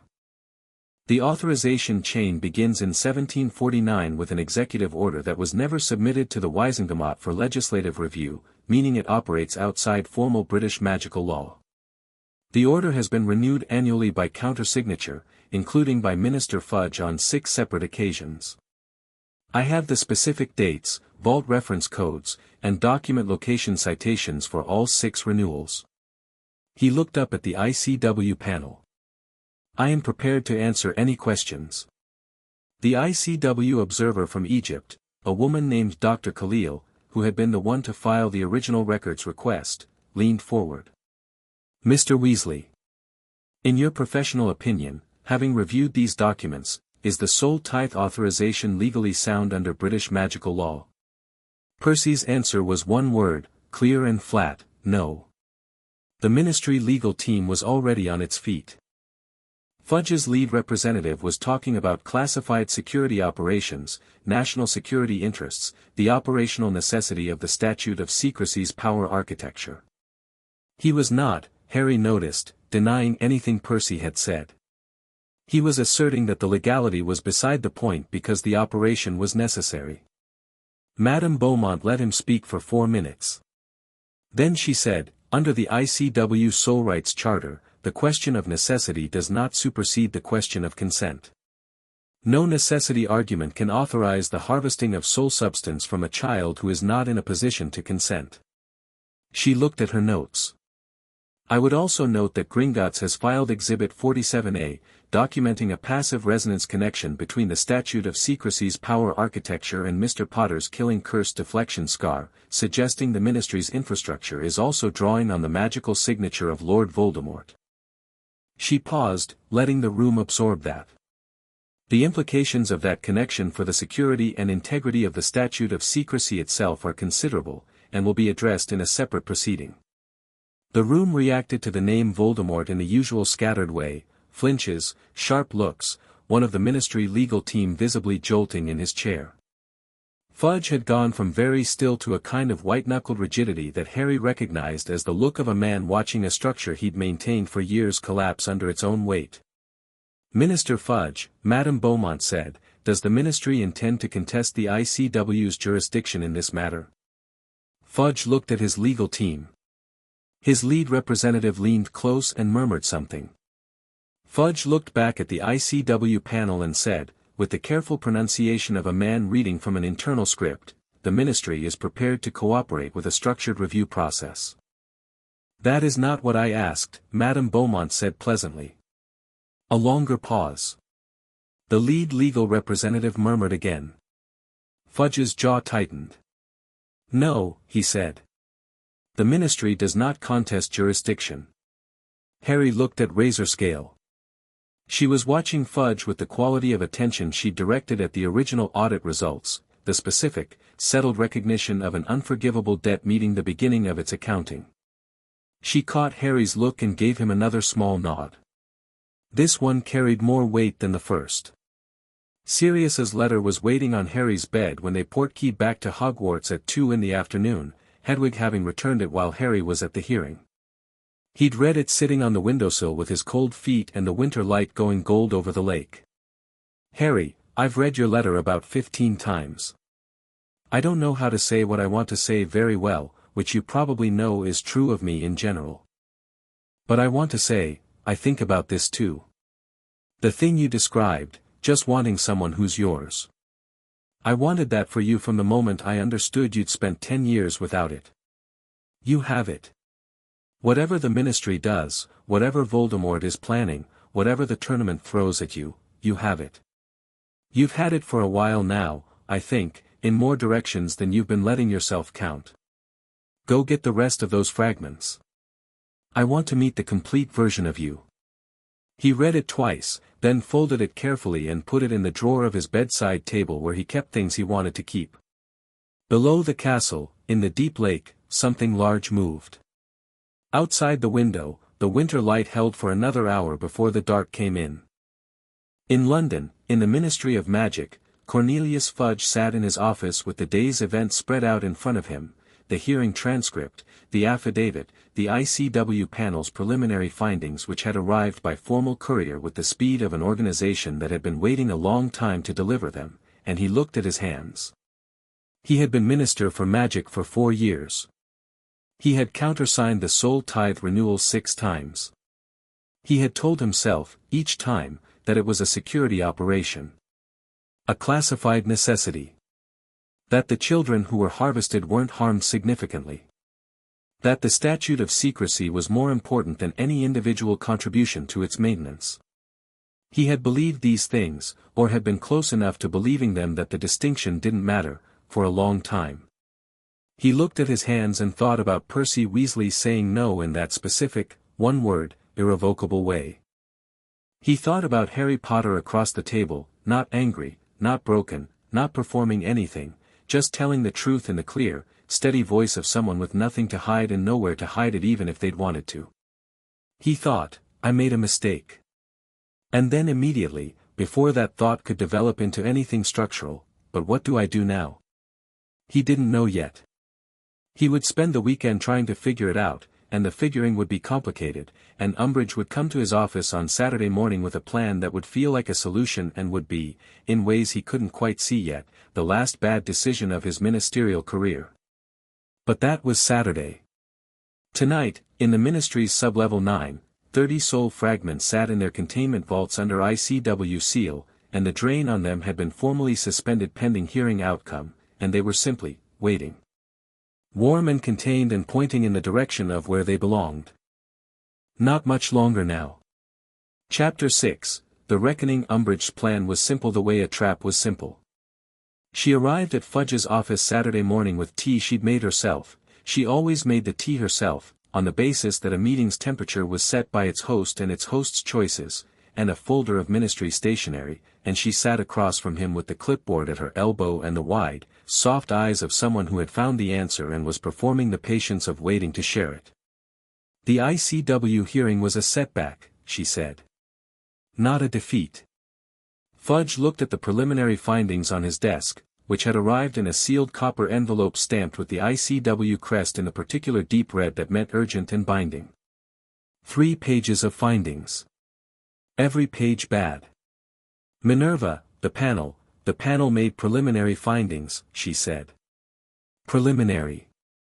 There's a full hearing scheduled, a formal review process, at minimum 8 weeks of procedural steps before anything is enforceable. She set her teacup down. 8 weeks is a great deal of time. He looked at her. The boy, she said, is still at Hogwarts. Still a student. Still, technically, a minor under ministry educational oversight. The educational assessment order I'm operating under gives the ministry supervisory authority over his welfare. She folded her hands. If a qualified ministry official were to determine that his continued unsupervised access to Gringotts was creating a demonstrable risk to his psychological welfare, that the reintegration sessions themselves were a form of magical manipulation, performed by an institution with a vested political interest in the outcome, we could file a welfare hold. Temporarily suspend the sessions, pending an independent ministry-approved evaluation. Fudge stared at her. You want to stop the reintegration?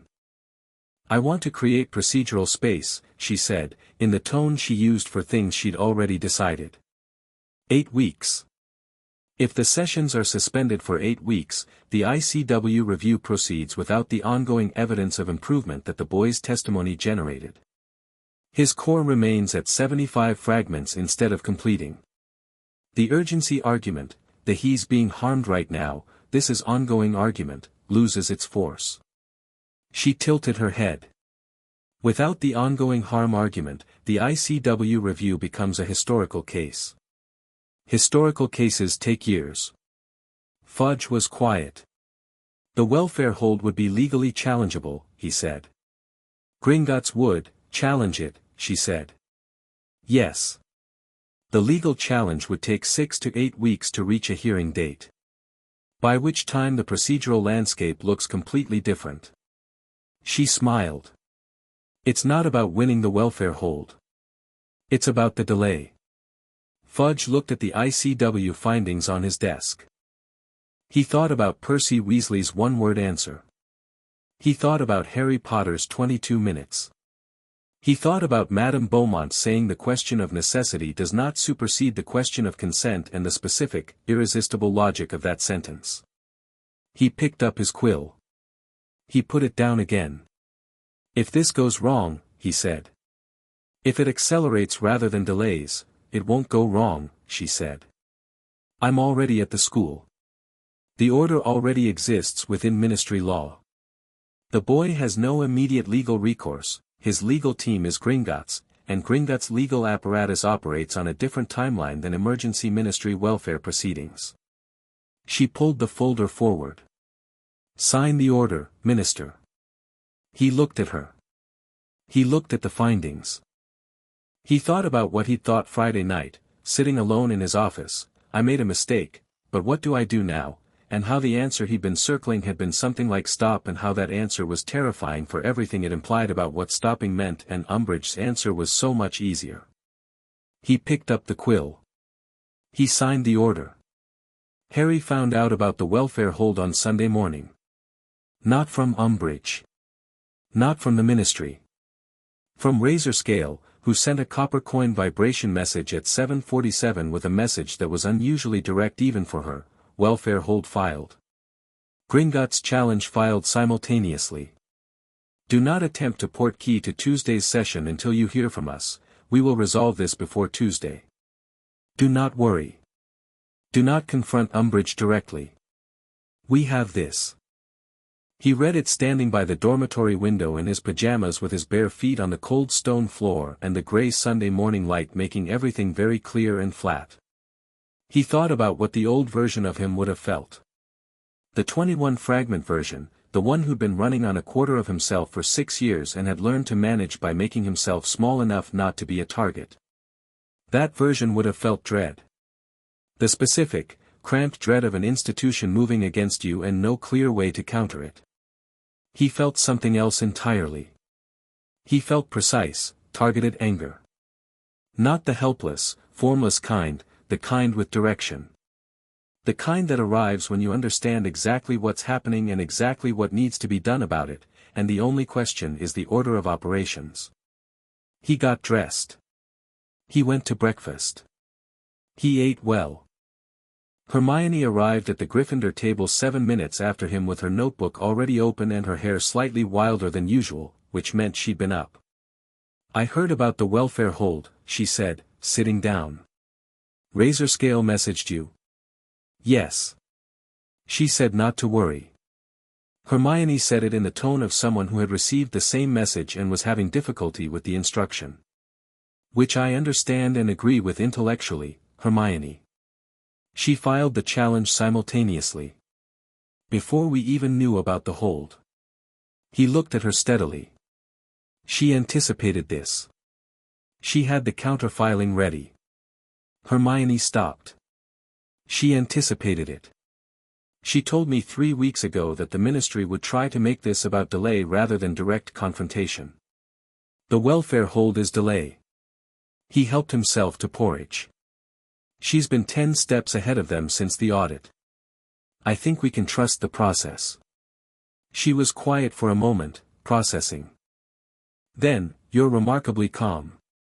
75 fragments, he said. She looked at him with the expression she'd been wearing more frequently in recent weeks, the one that was partly familiar and partly the ongoing recalibration of encountering someone changing in real time. She'd known him for 3 years. She knew every version of his anxiety, his determination, his occasional recklessness. This version, settled, precise, entirely unafraid, was still him. Still recognizably, completely Harry. Just more of him. The way a photograph becomes more itself when you adjust the focus. Right, she said. Tell me what Razorscale needs from us in the meantime. She didn't say we needed to do anything. So we get to choose. She opened the notebook. I have the Skeeter situation ready to deploy whenever. Percy's affidavit is already in the ICW record. The international press has been running daily updates from the Oslo Review and the Cairo Gazette. She paused. What if we gave them something more? Not strategy. Just, she tapped the notebook, Harry Potter, in his own words, to an international audience. Not testimony. An interview. The Oslo Review has been requesting one since the hearing. Harry considered it. Now. While the welfare hold is active. Because the welfare hold is active, she said. The ministry filed a welfare hold claiming you need protection from Gringotts' influence. Your response is to talk to the international press voluntarily, clearly, without anyone coaching you, and demonstrate that you are a 14-year-old who knows exactly what happened to him and is capable of talking about it without adult mediation. She looked at him. The welfare hold's entire premise is that you're being manipulated. The best counter is being publicly, demonstrably not manipulated. Harry thought about that for a moment. Then he thought about Razorscale saying your presence, whole, recovering, articulate, is the counter-argument, and we do not allow the ministry to make that abstract. Write to the Oslo Review, he said. Tell them I'll give them an hour this afternoon. The interview happened in the Hogwarts library, which Madame Pants vacated with notable willingness when McGonagall explained the situation. The Oslo Review's correspondent, a goblin named Silver Quill, which Harry suspected was a professional name rather than a birth name, who had been covering the blood debt case since the first filing, arrived by Flo in the fireplace of McGonagall's office and was escorted to the library by Neville, who had appointed himself logistics manager for the afternoon with the quiet, unasked-for competence that had become his dominant mode. Silver Quill was young and efficient and had the journalist's quality of paying full attention while making the person being paid full attention to feel comfortable about it. He had a quick quotes quill, which he demonstrated immediately by having it write the word impartial 3 times in the margin and then vanishing those marks. I don't use the self-inking features, he said. I write my own notes. It's slower and better. Harry liked him immediately for that. They talked for an hour and 4 minutes. Silver Quill asked good questions, not leading, not inflammatory, just precise. He asked about the reintegration process and what it felt like physically. He asked about the emotional content of the fragments, and Harry told him about the 8-year-old's grief and the 12-year-old's wonder and the 14-year-old's clean, grounded anger, and he told it plainly without performing any of it.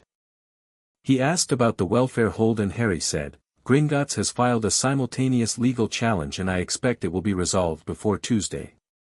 The hold doesn't change the facts, it just attempts to delay the reckoning. The reckoning, Silver Quill repeated, and wrote it down. That's what this is, Harry said. The ministry has been running on stolen soul energy for decades. The documentation exists. The ICW has seen it. The reckoning is coming regardless of procedural delay, the only question is how much delay Fudge can buy. He paused. Not enough, I think. Are you angry at Minister Fudge personally? Harry thought about it honestly. I think he convinced himself that what he was doing was necessary, he said. That it was the cost of maintaining something important. I think he believed that and used that belief to not look too closely at what the cost actually was. He paused. That's not innocence. But it's not the same as malice.